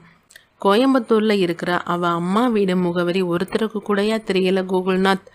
தெரியலன்னு சொல்லிட்டாங்க. அப்படின்னா நாளைக்கு காலையிலேயே கோர்ட் ஆர்டரை வாங்கிக்கிட்டு கோபாலகிருஷ்ணன் வீட்டு பூட்டை உடைச்சிடலாமா? உடைச்சு பார்த்துட வேண்டியது தான். கோர்ட் ஆர்டருக்கு ஏற்பாடு பண்ணுங்க கோகுல்நாத். 11 மணிக்கெல்லாம் உத்தரவோடு போயிடலாம். வீட்டை திறந்து பார்த்தால்தான் விஷயம் வெளிச்சத்துக்கு வரும். நாளைக்கு கிரைம் பிரான்ச்சில் பார்க்கலாம். Good night Gokulnath. விவேக் ரிசீவரை வைத்துவிட்டு திரும்பிய வினாடி எதிரே இருந்த டிவி திரையில் அந்த பெண்ணின் முகம் தெரிந்தது. ரூபலா பட்டனை தட்டி டியூனை திருக பின்னணியில் தூறல் ஒலித்தது. இந்த மாதம் 10ஆம் தேதியிலிருந்து காணாமல் போன இந்த பெண்ணின் பெயர் லலிதா ரேணு. வயது 23. மாநிறம், ஒல்லியான உருவம். காய்கறி வாங்க சந்தைக்கு போனவள். பிறகு வீடு திரும்பவில்லை என்று தெரிகிறது. காணாமல் போன இவரை பற்றி தகவல் தெரிந்தால் தொடர்பு கொள்ள வேண்டிய முகவரி கண்காணிப்பாளர், காவல்துறை கட்டுப்பாட்டு நிலையம், எழும்பூர், சென்னை. தொலைபேசி எண். ரூபலா ஆச்சரியமாய் விவேக்கை ஏறிட்டாள். இந்த பெண்ணை பற்றி தானே கொஞ்ச நேரத்துக்கு முன்னாடி என்கிட்ட சொன்னீங்க? ஆமாம், சின்ன வயசு பொண்ணு, அழகா இருக்கா. விவேக் மறுபடியும் ரிசீவரை கையில் எடுத்துக்கொண்டு டயலில் சில எண்களை சுழற்றினான். இணைப்பு கிடைத்ததும் கேட்டான். Egmore police control. ஆமாம், நான் விவேக், கிரைம் பிரான்ச். மறுமுனையில் குரல் மரியாதை தொற்றி கொண்டது. சார், ஒரு தகவல் வேணும். லலிதா ரேணுங்கிற பொண்ணை காணாமல் போனது குறித்து இப்போ டிவியில் விளம்பரம் பார்த்தேன். அந்த பெண்ணை பற்றிய விவரங்கள் உங்ககிட்ட இருக்கா? இருக்கு சார். இருந்தால் கொஞ்சம் படியுங்கள் பார்க்கலாம். 1 நிமிடம் சார். அவசரமாக ஒரு கோப்பை புரட்டும் சத்தமும் கட்டுப்பாட்டு அறை கருவி இரைச்சல் சத்தமும் கேட்டது. பின்னர் ரிசீவருக்கு குரல் வந்தது. சார், பொண்ணோட பெயர் ஜி லலிதா ரேணு. கல்யாணம் ஆனவ. கணவரோட பெயர் கோபாலகிருஷ்ணன். சேத்துப்பட்டு திருமூர்த்தி சாலையில் 68ஆம் எண் வீடு. ஃபைனான்ஸ் தொழில். மனைவி கூட அடிக்கடி சண்டை வரும். அதனால் மனைவி கோச்சுக்கிட்டு போய் இருந்திருக்கலான்றது கணவரோட வாக்குமூலம். லலிதா ரேணுவுக்கு சொந்த ஊர் கோயம்புத்தூர் தானே? ஆமாம். அந்த முகவரி உங்ககிட்ட இருக்கா? இல்லை சார். ஆனால் அந்த பொண்ணு அவங்க அம்மா வீட்டுக்கு போகலைன்னு கோபாலகிருஷ்ணன் சொன்னார். கோபாலகிருஷ்ணனை எப்போ பார்த்தீங்க? 4 நாளைக்கு முன்னாடி. சரி, ரிசீவரை வச்சிடுங்க. மறுநாள் காலை 11 மணி. கோர்ட் ஆர்டரை கையில் வைத்துக்கொண்டு வீட்டின் பூட்டை விடுவித்து உள்ளே போனார்கள் விவேக்கும் கோகுல்நாத்தும். வீடு பெரியதாக இருந்தது. ஒரு வரவேற்பு அறை, கூடம், சுற்றிலும் 4-5 அறைகள். ஒவ்வொரு அறையும் நுழைந்து வெளிப்பட்டு பின் மரப்பலகையால் தடுக்கப்பட்ட அலுவலகம் என்று சின்னதாய் போர்டு தொங்கிக் கொண்டிருந்த அறைக்குள் நுழைந்தார்கள். கண்ணாடி மேஜையின் மேல் தூசி தன் முதல் கோட்டிங்கை ஆரம்பித்திருந்தது. கோகுல்நாத் அங்கே இருந்த அலமாரிகளை திறந்து பார்த்து கொண்டிருக்க விவேக்கின் பார்வை டெலிஃபோனுக்கு கீழே வைக்கப்பட்டிருந்த அந்த உரையின் மேல் போனது. எடுத்தான். பழுப்பு நிற உரை. அதன் மேல் கோபாலகிருஷ்ணனின் முகவரி தெரிய பிரித்தான். தமிழில் தட்டச்சு செய்யப்பட்ட வாசகங்கள். வேகமான பார்வையுடன் ஒவ்வொரு வரிகளாக படித்தான். கோகுல்நாத், இந்த கடிதத்தை படியுங்க. கோகுல்நாத் அந்த கடிதத்தை படித்துவிட்டு சதைப்பிடிப்போடு கூடிய தன் தாடையை ஆள்காட்டி விரலால் கீறி கொண்டார். கடிதத்தின் கடைசி வரிகள் மனசுக்குள் கெட்டியாய் உட்கார்ந்து கொண்டன. ஒன்று உங்கள் மனைவி, இல்லை என்றால் நான். உடனே முடிவு எடுக்க வேண்டியது உங்கள் கடமை. முடிவுக்காக காத்திருக்கிறேன். ரோஜா. யார் இந்த ரோஜா? அத்தியாயம் 6. விவேக் கேட்டான். கோகுல்நாத், அந்த கடிதத்தை படிச்சிங்களா? படித்தேன். இந்த வழக்கில் ஒரு புது முகம் நுழைஞ்சிருக்கு. பெயர் ரோஜா. அநேகமாக இது கோபாலகிருஷ்ணனின் சின்ன வீடு செட்டப்பாக இருக்கலாம். ஒன்று உங்கள் மனைவி, இல்லையேல் நான். உடனே முடிவு எடுக்க வேண்டியது உங்கள் கடமை. முடிவுக்காக காத்திருக்கிறேன். இந்த வாசகங்கள் அதைத்தான் ஊர்ஜிதம் பண்ணுது. டெலிஃபோன் புத்தகத்தில் முதல் பக்கத்தை பிரித்து பாருங்க கோகுல்நாத். ஏதாவது முக்கியமான தொலைபேசி எண்கள் கிடைக்கலாம். கோகுல்நாத் பிரித்து பார்த்தார். முக்கிய தொலைபேசி எண்கள் என்கின்ற பகுதியில் பால்பாயிண்ட் பேனாவால் எழுதப்பட்ட பெயர்களையும் தொலைபேசி எண்களையும் பார்த்து கொண்டே வந்தார். சட்டென்று மலர்ந்தார். LR mother house, CBE 26274. ஏதாவது புரியுதா? கோயம்புத்தூரில் இருக்கிற லலிதா ரேணுவோட அம்மா ஃபோன் நம்பர் தானே? சரி, இந்த எண்ணுக்கு அடித்து பார்ப்போமா? பண்ணி பாருங்க. கோகுல்நாத் STD எண்ணையும் தொலைபேசி எண்ணையும் டயலில் சுற்றினார். 4-5 முறைக்கு பிறகு இணைப்பு கிடைத்தது. ஹலோ, குரல் கொடுத்தார். யார் பேசுறது? அது லலிதா ரேணு வீடு தானே? ஆமாம். அங்கே லலிதா ரேணு இருக்காங்களா? இல்லையே. நீங்கள் யார் பேசுறது? வீட்டு வேலையாள் வேலுச்சாமி பேசுகிறேன். வீட்டில் வேற யாரும் இல்லையா? இல்லைங்க. எங்கே போயிருக்காங்க? அம்மாவும் முதலாளியும் வெளியூர் போயிருக்காங்க. மாப்பிள்ளை கோபாலகிருஷ்ணன் அங்கே வந்தாரா? வரலைங்க. நீங்கள் யாருங்க பேசுகிறது? முதலாளியோட நண்பர். பேருங்க தேவராஜன். வந்தா சொல்லிடு. அப்புறம் லலிதா ரேணு கோயம்புத்தூருக்கு கடைசியாக எப்போ வந்தாங்கன்னு சொல்ல முடியுமா? கோயம்புத்தூருக்கு வந்து 1 மாதத்துக்கு மேலே இருக்குங்க. முதலாளியும் அம்மாவும் இப்போ எந்த ஊருக்கு போயிருக்காங்க? பெங்களூருக்கு. பெங்களூரில் யார் இருக்காங்க? அவங்க சொந்த ஜனம் நிறைய பேர் இருக்காங்கன்னு பேசிப்பாங்க. சரி, 2 நாள் கழித்து ஃபோன் பண்ணுறேன். முதலாளி வந்தால் சொல்லிடு. கோகுல்நாத் ரிசீவரை வைத்துவிட்டு விவேக்கிடம் உரையாடலின் சமாச்சாரத்தை சொல்ல அவன் செவிமடித்து விட்டு கன்னத்தை தேய்த்தான். லலிதா ரேணு காணாமல் போன விவகாரம் அவளோட பெற்றோருக்கு தெரிஞ்சிருக்காதுன்னு நினைக்கிறேன். வழக்கில் நிறைய முடிச்சு விழுந்திருக்கு விவேக். புஷ்பராஜோட பூட்டப்பட்ட வீட்டுக்குள்ளே புதைக்கப்பட்ட பெண் பிணம் யாரு, ஆண் பிணம் யாருங்கிற கேள்விகளுக்கு இன்னும் விடை கிடைக்கல. புஷ்பராஜ் கொலை செய்யப்படாத பட்சத்தில் அவர் எங்கே போயிருப்பார்? ஆஃபீஸ் வாட்ச்மேன் வீரப்பன் வாக்குமூலப்படி புஷ்பராஜை தேடிக்கிட்டு போன திங்கட்கிழமை சாயந்தரம் 7 மணிக்கு ஆட்டோவில் ஒரு பெண்ணும் ஆணும் வந்திருக்காங்க. அவங்க கோவமாக இருந்திருக்காங்க. அவங்க யாருன்னு இதுவரைக்கும் நமக்கு தெரியலை. அந்த ரோஜாவுக்கு தொலைபேசி எண் இருக்கான்னு பாருங்க கோகுல்நாத். கோகுல்நாத் பார்த்து விட்டு உதட்டை பிதுக்கினார். சின்ன வீடு விவகாரம், அதான் ஆள் எழுதி வைக்கல. அவர் சொல்லி கொண்டு இருக்கும்போதே தொலைபேசி துடித்தது. விவேக் சட்டென்று ரிசீவரை எடுத்தான். காதுக்கு கொடுக்க ஹலோ, ஒரு பெண் குரல் கேட்டது. ஹலோ, கோபாலகிருஷ்ணன் இருக்காரா? இருக்கார். நீங்கள் யார் பேசுறது? அவருக்கு வேண்டியவங்கன்னா ரிசீவரை அவர்கிட்ட கொடுங்க, நான் பேசிக்கிறேன். அவர் பாத்ரூம் போயிருக்கார். ஒரு 2 நிமிஷம் லைனில் காத்துருங்க, கூப்பிட்றேன். விவேக் ரிசீவரை கீழே வைக்காமல் இடது உள்ளங்கையால் அதை இறுக்கி பொத்தி கொண்டே கோகுல்நாத்திடம் திரும்பினான். பேசுறது யாருன்னு தெரியல. வற்புறுத்தியோ கட்டாயப்படுத்தியோ கேட்டால் மறுமுனையில் இருக்கிற பெண்ணுக்கு சந்தேகம் வந்துடும். விவேக், நீங்கள் தொடர்பை துண்டிக்காமல் ரிசீவரை கையில் வச்சுக்கிட்டு இருங்க. நான் பக்கத்தில் எங்கேயாவது பொது தொலைபேசி இருந்தா அது மூலமாக தொலைபேசி இணைப்பகத்துக்கு தொடர்பு கொண்டு இந்த எண்ணோட பேசுகிற எண்ணை கண்டுபிடிச்சிக்கிட்டு வர்றேன். கோகுல்நாத் வேகமாக வெளியே வந்தார்.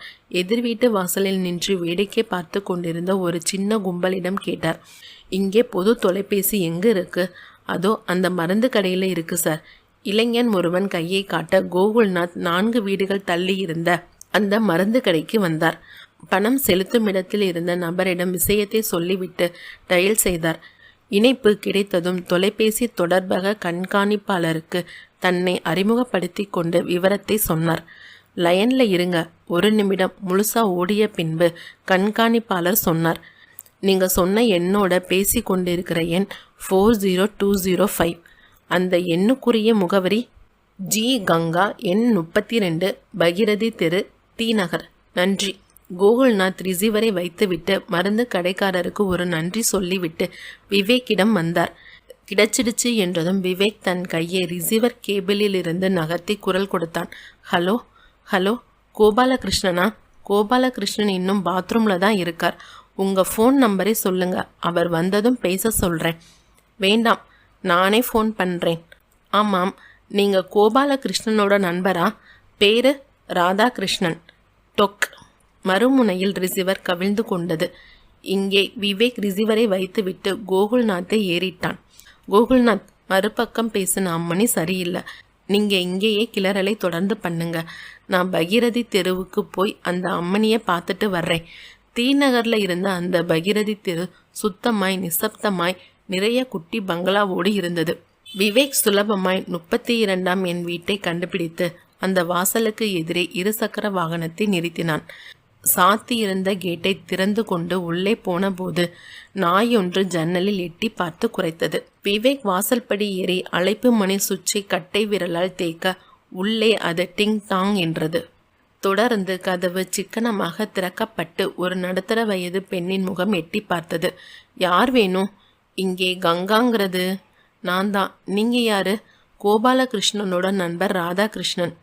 அவளுடைய முகம் சாயம் போயிற்று. டெலிஃபோன்ல பேசினது நான் தான். என்னோட முகவரி எப்படி? போலீஸ்களுக்கு இதெல்லாம் ஒரு பெரிய காரியமே இல்லை. நீங்க போலீஸா?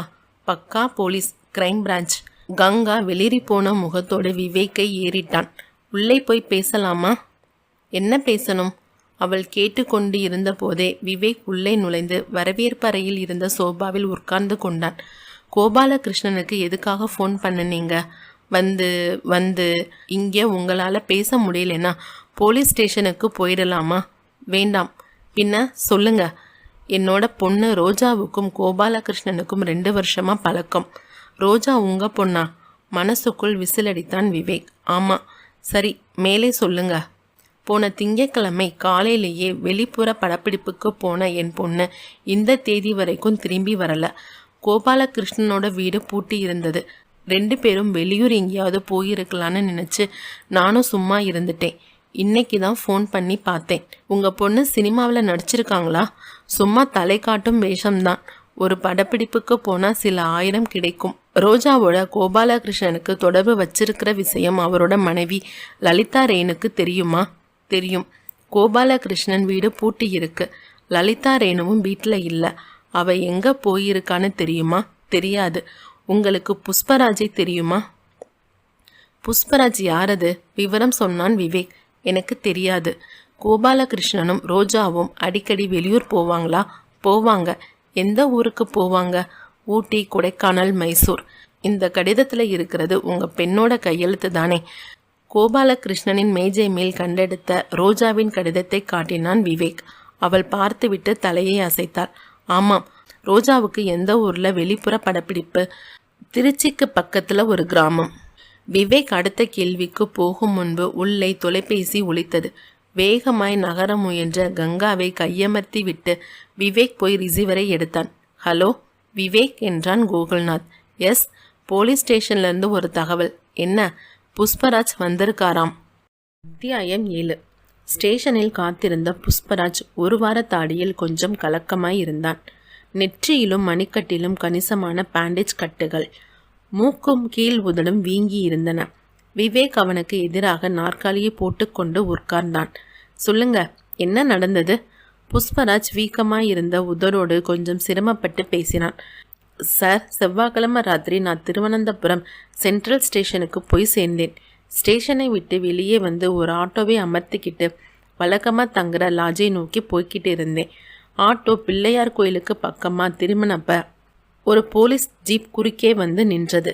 அதிலிருந்து போலீஸ்காரரும் இன்ஸ்பெக்டரும் இறங்கி என்கிட்ட வந்தாங்க. சூட்கேஸை சோதனை போடணும், ஸ்டேஷனுக்கு வான்னு கூப்பிட்டாங்க. நான் இங்கேயே சூட்கேஸை திறந்து காட்டுறேன்னு சொன்னதுக்கு அவங்க ஒப்புக்கலை. என்னை கெட்ட வார்த்தையிலேயே திட்டி வெளியே இழுத்தாங்க. ஜீப்புக்கு தள்ளிட்டு போனாங்க. சில வினாடிகள் பேச்சை நிறுத்திய புஷ்பராஜ் வீங்கிய உதடை கைக்குட்டையால் மெல்ல ஒற்றிக்கொண்டு பின் பேச்சை தொடர்ந்தான். ஜீப்பில் என்னை உட்கார வச்சு ஒரு தோப்பு பக்கமாக கூட்டிகிட்டு போனாங்க. அங்கே போனதும் தான் தெரிஞ்சது அவங்க போலியான போலீஸ்ன்னு. போலீஸ் சீருடையை கலட்டி வச்சுட்டு என்னை தாக்க ஆரம்பித்தாங்க. நீங்கள் யார், என்னை எதுக்காக அடிக்கிறீங்கன்னு கேட்டேன். அவங்க அதுக்கு பதில் சொல்லாமல் மூர்க்கமாக என்னை தாக்குனாங்க. அந்த தாக்குதலை தாங்கி கொள்ள முடியாமல் நான் மயக்கமாயிட்டேன். கண் விழிச்சு பார்த்தப்ப ஒரு ஆஸ்பத்திரியின் கட்டிலில் இருந்தேன். காலண்டர் தேதியை பார்த்ததும் எனக்கு பகீர்னு இருந்துச்சு. கிட்டத்தட்ட 5 நாள் சுயநினைவு இல்லாமல் மயக்கமாக கிடந்ததாக டாக்டர் சொன்னார். என்னை தாக்குனவங்க என் சூட்கேஸை கொண்டு போயிட்டதால என்னை பற்றின விவரங்கள் போலீஸ்க்கோ டாக்டருக்கோ தெரியாமல் போச்சு. நான் கண் முழிச்சு சுய உணர்வுக்கு வந்ததும் விவரங்களை போலீஸில் சொன்னேன். அவங்க உடனே என்னோட ஆஃபீஸ்க்கும் வீட்டுக்கும் தகவல் கொடுத்துட்டு பாதுகாப்போட அனுப்பி வச்சாங்க. புஷ்பராஜ் பேச்சை நிறுத்த விவேக் கேட்டான். மொத்தம் எத்தனை பேர் உங்களை தாக்குனாங்க? 3 பேர். 3 பேரும் போலீஸ் சீருடையிலே இருந்தாங்களா? ஆமாம். அவங்க உங்ககிட்ட மலையாளத்தில் பேசினாங்களா இல்லை தமிழில் பேசினாங்களா? தமிழில். திருவனந்தபுரத்தில் எந்த ஏரியாவுக்கு கூட்டிகிட்டு போனாங்க? காலடி போகிற ரோட்டில் முன்னக்காரான்னு ஒரு இடம். அங்கே தான் ஜீப்பை நிறுத்திட்டு என்னை அடிக்க ஆரம்பித்தாங்க. உங்களை அடிக்கும்போது யாரும் பேசலையா? பேசலை. சரி, நான் இப்போ கேட்க போகிற கேள்விகளுக்கு நீங்கள் எதையும் மறைக்காமல் உண்மையான பதிலை சொல்லணும். கேளுங்க சார். யார் அந்த லல்லி? லல்லியா? ஆமாம். நீங்கள் தவறான தொடர்பு வச்சிருக்கிற அந்த பெண்ணோட முழு பெயரை வேண்டுமானாலும் சொல்லட்டுமா? லலிதா ரேணு. லலிதா ரேணு தவறான தொடர்பு? என்ன சார் சொல்கிறீங்க? விவேக் புன்னகைத்தான். லல்லிங்கிற பேரில் உங்களுக்கு யாரையும் தெரியாதா? தெரியாது. பொய் சொல்லாதீங்க, மாட்டிப்பீங்க. இல்லை சார், லல்லின்னு எனக்கு யாரையும் தெரியாது. கோகுல்நாத், அந்த கடிதத்தை கொடுங்க. கோகுல்நாத் தன் சட்டை பையில் பத்திரப்படுத்தி வைத்திருந்த கடிதத்தை எடுத்து புஷ்பராஜிடம் நீட்டினார். உங்கள் ஆஃபீஸ் மேஜை டிராயரில் இருந்த கடிதம் இது. புஷ்பராஜ் அந்த கடிதத்தை வாங்கி படித்தான். படிக்கும் போதே முகம் விதவிதமாய் மாறியது. கடைசி வரியை படித்ததும் திகைப்பில் அலறினான். சார், இந்த லல்லி யாருன்னு எனக்கு தெரியாது. அப்படின்னா இந்த கடிதம் வேறு யாராலோ வேணுமுன்னே உங்களுக்கு எழுதப்பட்டதுன்னு சொல்ல வர்றீங்களா? ஆமாம். லலிதா ரேணுங்கிற பேரை நீங்கள் கேள்விப்பட்டதே இல்லை? கேள்விப்பட்டதே இல்லை. சரி, கோபாலகிருஷ்ணனை தெரியுமா? எந்த கோபாலகிருஷ்ணன்? ஜிகே ஃபைனான்ஸ் உரிமையாளர். தெரியாது. ரோஜாவை? ரோஜா? அது யாரு? துணை நடிகை ரோஜா. தெரியாது. கடந்த திங்கட்கிழமை ராத்திரி நீங்கள் ஆஃபீஸில் 7:30 மணி வரைக்கும் இருந்துட்டு வீட்டுக்கு போனதும் உங்களை தேடிக்கிட்டு ஆட்டோவில் ஒரு ஆணும் பெண்ணும் வந்ததாகவும் அவங்க 2 பேரும் கோபமாக இருந்ததாகவும் ஆஃபீஸ் செக்யூரிட்டி சொன்னான். அப்படி வந்தது யாரா இருக்குன்னு நினைக்கிறீங்க? அடையாளம்? வாட்ச்மேன் வீரப்பன் அவங்களே சரியானபடி கவனிக்கலையாம். சார், நீங்கள் சொல்கிற விஷயமெல்லாம் எனக்கு ரொம்ப ஆச்சரியமாக இருக்குது. கோகுல்நாத், புஷ்பராஜுக்கு அந்த புகைப்படத்தை காட்டுங்க. கோகுல்நாத் உள்ளே போய் ஆல்பம் மாதிரி இருந்த அந்த கோப்பை கொண்டு வந்து புஷ்பராஜுக்கு எதிரே விரித்தார். இது உங்கள் வீட்டில் புதைக்கப்பட்ட ஆண் பெண் பின்னங்களோட படங்கள். பல கோணங்களில் இருந்து எடுக்கப்பட்டவை. ஒவ்வொரு புகைப்படத்தையும் நிதானமாக பாருங்க. அந்த சிதைந்த முகங்களை பார்க்கும்போது உங்களுக்கு தெரிந்த முகம் ஏதாவது தென்படலாம். புஷ்பராஜ் பார்த்தான். அந்த புகைப்படங்கள் எல்லாவற்றையும் பார்த்து முடிக்க வெகு நேரம் எடுத்துக்கொண்ட பின் தீர்க்கமாய் உதட்டை பிதுக்கினான். யாருன்னே தெரியல சார். கோகுல்நாத் இன்னொரு உரையில் இருந்து லலிதா ரேணு ரோஜா புகைப்படங்களை எடுத்து காட்டினார். இந்த பெண்ணை எங்கேயாவது பார்த்துருக்கீங்களா? பார்த்துவிட்டு இல்லை என்றான் புஷ்பராஜ். என்னோட சந்தேகத்தை சொல்லட்டுமா? படுக்கை விரிப்பை கட்டிலில் விரித்து கொண்டே ரூபலா கேட்க விவேக் சொல்லு என்றான். இரவு 10 மணி. டிவி குறைந்த சத்தத்தில் பாராளுமன்ற செய்திகளை இந்தியில் சொல்லிக் கொண்டிருந்தது. ரூபலா விவேக்கு பக்கத்தில் வந்து உட்கார்ந்தாள். வீட்டுக்குள்ள புதைக்கப்பட்ட ஆண் பிணம் கோபாலகிருஷ்ணனாக இருக்கலாம், பெண் பிணம் ரோஜாவாக இருக்கலாம். அப்படின்னா இந்த கொலைகளை பண்ணியது லலிதா ரேணு இல்லையா? ஆமாம், அதே நோக்கம். கணவன் ஒரு துணை நடிகையை விரும்பினா எந்த பெண்ணால தான் பொறுத்துட்டு இருக்க முடியும்? லலிதா ரேணு இந்த கொலைகளை பண்ணிட்டு தலைமறைவா ஆகிட்டான்னு சொல்ல வர்றியா? ஏன் இருக்கக்கூடாது? சரி, புஷ்பராஜ் வீட்டுக்குள்ள அந்த பிணங்களை புதைக்கிறதுக்கு என்ன காரணம் இருக்க முடியும்?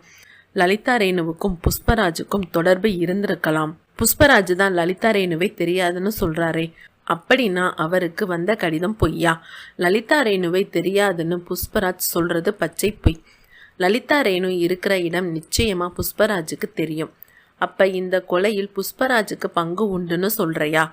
ஆமாம், நீ சொல்றது உண்மையா இருந்தால் திருவனந்தபுரத்திலேயே புஷ்பராஜ் ஏன் போலீஸ் மாதிரி சீருடை போட்டுக்கிட்டு வந்த ஆட்கள் கிட்ட உதைப்படணும்? அது அவரோட கட்டுக்கதையா ஏன் இருக்கக்கூடாது? கதையா இருக்க நியாயமில்லை. ஏன்னா ஆள் ரொம்பவும் அடிபட்டு இருக்காரே. திருவனந்தபுரம் ஆஸ்பத்திரியில விசாரணை பண்ணிட்டீங்களா? பண்ணியாச்சு. புஷ்பராஜ் உயிர் பிழைச்சதே பெரிய காரியம்னு டாக்டர் சொல்றார். புஷ்பராஜ் அங்கே தாக்கப்பட்டதுக்கும் இங்கே நடந்த கொலைகளுக்கும் ஏதாவது சம்பந்தம் இருக்குன்னு நினைக்கிறீங்களா? ஆமா. எப்படி? பூட்டப்பட்ட புஷ்பராஜ் வீட்டுக்குள்ள தானே பிணங்கள் பிதைக்கப்பட்டு இருந்தது. ரூபலா நெற்றியை பிடித்து கொண்டாள். வழக்கு ரொம்ப குழப்பமா இருக்கு. செத்தவங்க யாரு, கொலையாளி யாருன்னு எதுவுமே பிடிபடாமல் ஒரே இருட்டா இருக்கு. புஷ்பராஜை தேடிக்கிட்டு ஆட்டோவில் வந்த ஆணும் பெண்ணும் யாருன்னு தெரிஞ்சா வழக்குக்குள்ள வெளிச்சம் வரும். விவேக் சொல்லி கொண்டு இருக்கும் போதே வாசலில் ஜீப் இறையும் சத்தம் கேட்டது. ரூபலா, கூகுள்நாத் வர்றாருன்னு நினைக்கிறேன். ரூபலா போய் கதவை திறந்தாள். வேறொரு இன்ஸ்பெக்டர் நின்றிருந்தார். சார் இருக்காரா? என்ன விஷயம்? விவேக் உள்ளே இருந்து வர இன்ஸ்பெக்டர் விரைப்புக்கு வந்து சல்யூட் போட்டார். எஸ், துணை நடிகை ரோஜா சம்பந்தமா படப்பிடிப்பு வட்டாரத்தில் விசாரணை பண்ண சொல்லி உத்தரவு கொடுத்துருந்தீங்க சார். ஆமாம், 10 நிமிடத்துக்கு முன்னாடி ஒரு தகவல் கிடைச்சது. என்ன? ரோஜா அஜய் குமாருங்கிற கேமராமேனை கல்யாணம் பண்ணிக்கிட்டு டி நகர் வீட்டுக்கு திரும்பி வந்திருக்காளாம். மேற்கொண்டு அவர்கள் மேல் என்ன நடவடிக்கை எடுக்கணுங்கிறது புரியல சார். அதான் உங்ககிட்ட கேட்டுட்டு போகலான்னு வந்தேன். அத்தியாயம் 8. விவேக் அந்த இரவு நேரத்தில் டி நகரில் இருக்கும் ரோஜா வீட்டுக்கு போன போது அவள் இரவு உடையில் இருந்தாள். கைகளுக்கும் முகத்துக்கும் ஆலிவ் எண்ணெய் மாதிரி எதையோ மினுமினுவென்று பூசியிருந்தாள். சதைப்பிடிப்பான உப்பலான முகத்தில் ராத்திரி நேர சாகசம் தெரிந்தது. அவளுடைய அம்மாக்காரி போல் பயந்து விடாமல் துணிச்சலாகவே பேசினாள். விவேக் தன் கையில் இருந்த கடிதத்தை அவளிடம் காட்டினான். இதை எழுதினது நீங்க தானே? ஆமாம். கோபாலகிருஷ்ணனுக்கும் உங்களுக்கும் இருக்கிற தொடர்பு லலிதா ரேணுவுக்கு தெரியுமா? தெரியும். கோபாலகிருஷ்ணனும் லலிதா ரேணுவும் எங்கே போயிருக்காங்கன்னு தகவல் உண்டா? இல்லை. கோபாலகிருஷ்ணனை நீங்கள் என்னைக்கு கடைசியாக பார்த்தீங்க? 1 வாரம் இருக்கும். சரியாக என்னைக்குன்னு சொல்ல முடியுமா? ரோஜா உதட்டுச்சாயம் உறைந்து போன உதடுகளை தன் முன் பற்களால் கடித்து கொண்டு சில வினாடிகளை செலவழித்து யோசித்து விட்டு சொன்னாள். போன சனிக்கிழமை. எங்கே வச்சு பார்த்தீங்க? நான் ஸ்டூடியோவுக்கு காரில் போய்கிட்டு இருக்கப்ப அவர் ஸ்கூட்டரில் எதிர்பட்டார். பேசிக்கிட்டீங்களா? ஆமாம். என்ன பேசிக்கிட்டீங்க? என் கூட தொடர்பு வச்சுக்கிறதால அவருக்கும் அவரோட மனைவிக்கும் தினசரி சண்டையாம். ஒரே டென்ஷனாக இருக்குன்னு சொன்னார். அவர்கிட்ட மேற்கொண்டு பேச அவகாசம் இல்லாதனால நான் ஸ்டூடியோவுக்கு கிளம்பி போயிட்டேன். படப்பிடிப்பில் 1 மணி நேரம் ஓய்வு கிடைச்சப்பதான் இந்த கடிதத்தை எழுதி அவருக்கு அனுப்பினேன். விவேக் குறுக்கிட்டான். இப்படி ஒரு கடிதத்தை கோபாலகிருஷ்ணனுக்கு எழுதின பின்னாடி அஜய்குமார்ன்ற ஒருத்தரை கல்யாணம் பண்ணி இருக்கீங்களே, இது எப்படி? கடிதத்தை எழுதி தபால் பண்ணின பிறகுதான் யோசிச்சு பார்த்தேன். கல்யாணமான ஒருத்தரை நம்பிக்கிட்டு அவர் பின்னாடி போறத காட்டிலும் என்ன விரும்புகிற அஜய்குமாரை கல்யாணம் பண்ணிக்கிறது நல்லதுன்னு தோணுச்சு. உங்களோட இந்த திடீர் மனமாற்றம் ஒப்புக்கொள்ளும்படியா இல்லையே? ரோஜாவின் முகம் லேசாய் சிவந்தது. நீங்கள் ஒப்புக்கிட்டாலும் சரி, இல்லை என் மேலே சந்தேகப்பட்டு ஒப்புக்காம போனாலும் சரி, அதை பற்றி எனக்கு கவலை இல்லை. என்னோட மனசுக்கு சரின்னு பட்டதை நான் செஞ்சேன். உங்களோட அம்மா கிட்ட இந்த கல்யாண விஷயத்தை ஏன் சொல்லலை? அம்மாவுக்கு தெரிய வேணான்னு அஜய்குமார் தான் சொன்னார். அஜய்குமார் இப்போ எங்க? அவரோட வீட்டுக்கு போயிருக்கார். அவங்க வீட்டில் எங்கள் கல்யாண விஷயத்த சொல்லிட்டு நாளைக்கு வந்து என்னை கூட்டி கொண்டு போவார். கோபாலகிருஷ்ணனுக்கும் உங்களுக்கும் இருந்த தொடர்பு அஜய்குமாருக்கு தெரியுமா? தெரியும், சொல்லியிருக்கேன். புஷ்பராஜுங்கிற பேரை எங்கேயாவது எப்பயாவது கேள்விப்பட்டிருக்கீங்களா? இல்லை. தாரிகான்ற பெயரை? இல்லை. திருவல்லிக்கேணி ரோட்டில் இருக்கிற சக்தி நகர் எப்பயாவது போயிருக்கீங்களா? இல்லை. லலிதா ரேணுவை நீங்கள் நேரில் பார்த்துருக்கீங்களா? பார்த்துருக்கேன். விவேக் தன் கையில் வைத்திருந்த உரையை பிரித்து புஷ்பராஜின் வீட்டில் தோண்டி எடுக்கப்பட்ட பிணங்களின் புகைப்படத்தை காட்டினான். இந்த போட்டோவில் இருக்கிற ஆணையும் பெண்ணையும் யாருன்னு கண்டுபிடிக்க முடியுமான்னு பாருங்க. ரோஜாவின் பார்வை நடுக்கமாய் புகைப்படத்தின் மேல் விழுந்தது. சிறிது நேரத்திற்கு பின்பு நிமிர்ந்தாள். சரியாக முகம் தெரியலையே, கொஞ்சம் உன்னிப்பா பாருங்க. மறுபடியும் பார்த்தாள். மேல் உதட்டில் வியர்வை கட்டியது. தொண்டைக்குழி அடிக்கடி எச்சில் விழுங்கியது. விவேக் கேட்டான், பெண்ணோட பிணத்தை பார்க்கும்போது லலிதா ரேணுவோட சாயல் தெரியுதா? எனக்கு தெரியல, மூஞ்சி தெளிவாவே இல்லை. சரி, ஆண்? இதுவும் அப்படித்தான். ரோஜா திணறலாய் சொல்லிக்கொண்டே இருக்கும்போதே வீட்டு வாசலில் இருசக்கர வாகனம் ஒன்று வரும் சத்தம் கேட்டது. அடுத்த சில வினாடிகளில் அழைப்பு மணி ஒலித்தது. அம்மா, யாருன்னு போய் பாரு. ரோஜாவின் அம்மாக்காரி வாசல் கதவை நோக்கி போனாள். உள்ளே வரும் நபருக்காக விவேக் காத்திருக்க தலைக்கவசம் ஏந்திய கையோடு இளைஞன் ஒருவன் உள்ளே வந்தான். ரோஜா மெல்லிய குரலில் சொன்னாள், இவர்தான் அஜய்குமார். உள்ளே வந்த அவன் விவேக்கை ஒரு தயக்க பார்வை பார்த்துவிட்டு ரோஜாவிடம் திரும்பினான். ஒரு நிமிஷம் என்று அவளை பக்கத்து அறைக்கு கூட்டி கொண்டு போனான். ரோஜா, என்னோட வீட்டில் நம்ம கல்யாணத்தை ஒப்புக்க மாட்டேன்னு சொல்லிட்டாங்க. அதான் புறப்பட்டு வந்துட்டேன். வந்திருக்கிற அந்த ஆள் யாரு? அஜய். வந்திருக்கிறது போலீஸ். போலீஸா? ஆமாம். எதுக்காக வந்திருக்காங்க?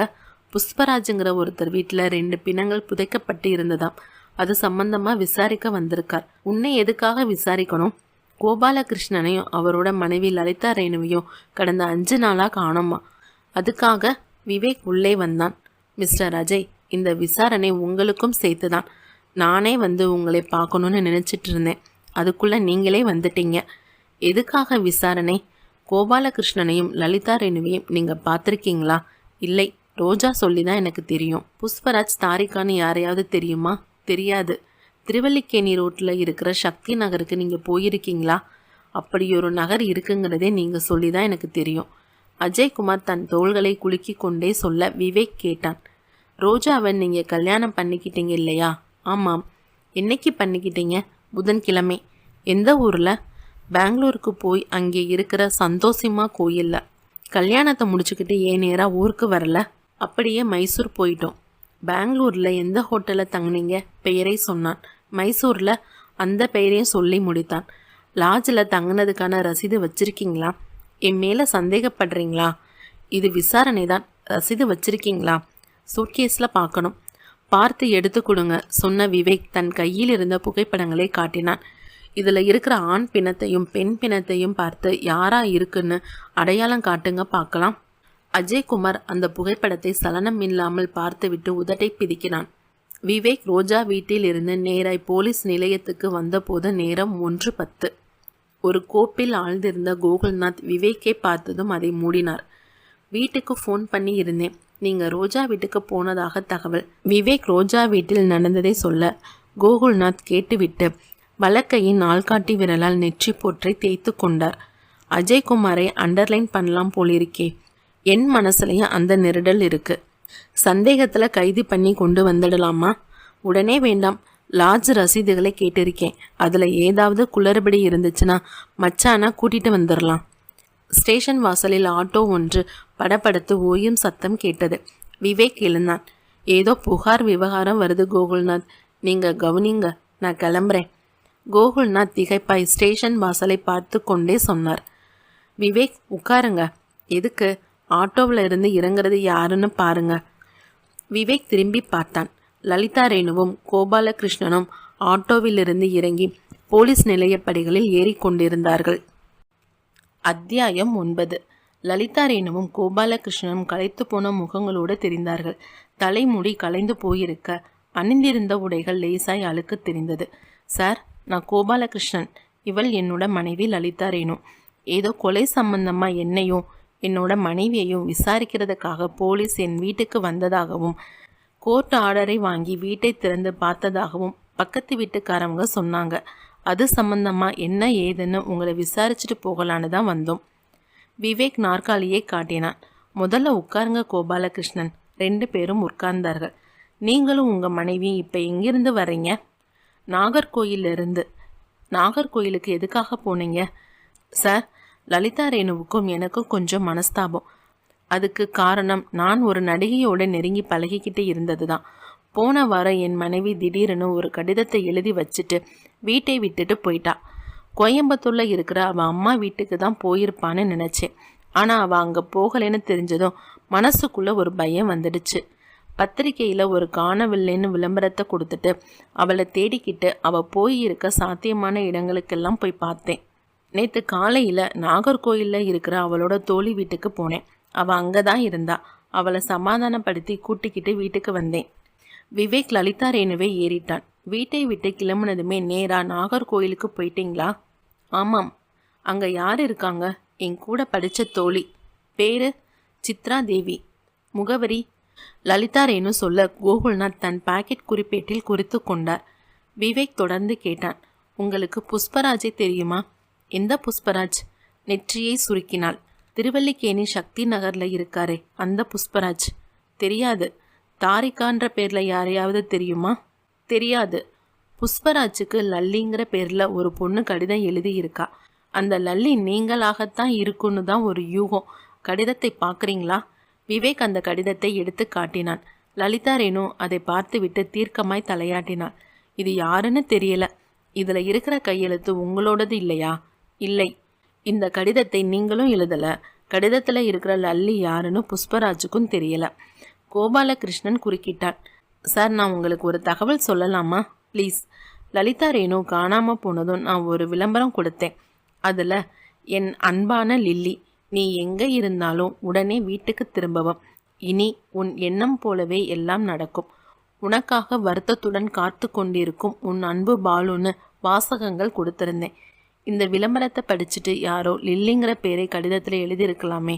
அது மாதிரி ஏன் எழுதணும்? அதற்கு நோக்கம் என்ன? கோகுல்நாத் கோபாலகிருஷ்ணனிடம் கேட்டுக்கொண்டிருக்கும் போதே விவேக் குறுக்கிட்டான். அந்த விளம்பரம் எந்த பத்திரிகையில் வந்தது? சொன்னான். எந்த தேதியில்? கோபாலகிருஷ்ணன் யோசித்த தேதியை கூறினான். மறுநாள் காலை 10 மணி. புஷ்பராஜ் பணிபுரியும் அலுவலகம். அதன் பின்புறம் இருந்த புல்வெளிக்கு அவனை கூட்டி போய் நிறுத்தி கொண்டான் விவேக். புஷ்பராஜ், விவகாரம் மறுபடியும் உங்ககிட்டயே வந்து நிற்கிது. பூட்டப்பட்டிருந்த உங்கள் வீட்டுக்குள்ள சடலங்களாக புதையுண்ட அந்த ஆணும் பெண்ணும் யாருன்னு இதுவரைக்கும் தேடி கண்டுபிடிக்கவே முடியலை. இதெல்லாம் எதுக்காகன்னு எனக்கும் புரியலை சார். ஆஃபீஸ் வேலையாக திருவனந்தபுரம் போன என்னை எதுக்காக தாக்கணும்? லல்லிங்கிற பேரை உபயோகப்படுத்தி எனக்கு எதுக்கு கடிதம் எழுதணும்? பூட்டப்பட்ட என் வீட்டுக்குள்ளே எதுக்காக அந்த ஆண் பெண் பிணங்கள் புதைக்கப்படணும்? இந்த பிரச்சனையால் நானும் என்னோட மனைவியும் ரொம்ப குழம்பி போயிருக்கோம். புஷ்பராஜ் சார், உங்களுக்கு வேண்டாத நபர் யாரோ பண்ணின காரியம்தான். அந்த நபரை யாருன்னு நீங்கள் தான் யோசித்து சொல்லணும். சாரி சார், கடந்த 2 நாளாக நானும் என்னோட மனைவியும் தீவிரமாக யோசித்து பார்த்துட்டோம். எங்களுக்கு எதிரிகள் யாரும் இல்லை. ஆஃபீஸில் யாரு கூடயாவது கருத்து வேறுபாடு உண்டா? அப்படியெல்லாம் எதுவும் இருந்ததில்லை சார். விவேக் தன் சட்டை பையில் இருந்து ஒரு பத்திரிகை கட்டிங்கை எடுத்து புஷ்பராஜிடம் காட்டிக்கொண்டே சொன்னான். இந்த விளம்பரத்தை பாருங்க. அவன் பார்த்துவிட்டு கேட்டான். என்ன சார் இது? லலிதா ரேணு வீட்டை விட்டு போனதும் கோபாலகிருஷ்ணன் கொடுத்த விளம்பரம். இதில் அவர் உபயோகப்படுத்தின லல்லி என்ற வார்த்தை உங்களுக்கு எழுதப்பட்ட கடிதத்திலையும் இருக்கு. 5 சதுர சென்டிமீட்டர் பரப்புடன் இருந்த அந்த கட்டிங்கை புரட்டி பார்த்த புஷ்பராஜ் வேகமாய் பதட்டம் காட்டினான். சார், இது பத்திரிக்கையில் வந்த விளம்பரம் தானே? ஆமாம். எந்த தேதின்னு சொல்ல முடியுமா? போன வாரம் வெள்ளிக்கிழமை. சார், உங்களுக்கு ஒரு தகவல். என்ன? எங்கள் ஆஃபீஸ் பொழுதுபோக்கு கிளப்பில் இந்த பத்திரிக்கை வாங்குகிறோம். போன வெள்ளிக்கிழமை சாயந்தரம் 5 மணிக்கு ஆஃபீஸ் முடிஞ்சதும் சில புத்தகங்களை வீட்டுக்கு எடுத்துகிட்டு போகிறதுக்காக அந்த கிளப்புக்கு வந்தேன். அதன் பொறுப்பாளர் கிருபாகரன் கழிவறைக்குள்ளே இருந்ததால் மேஜை மேல் கிடந்த அன்றைய பேப்பரை புரட்டி பார்த்துக்கிட்டு இருந்தேன்.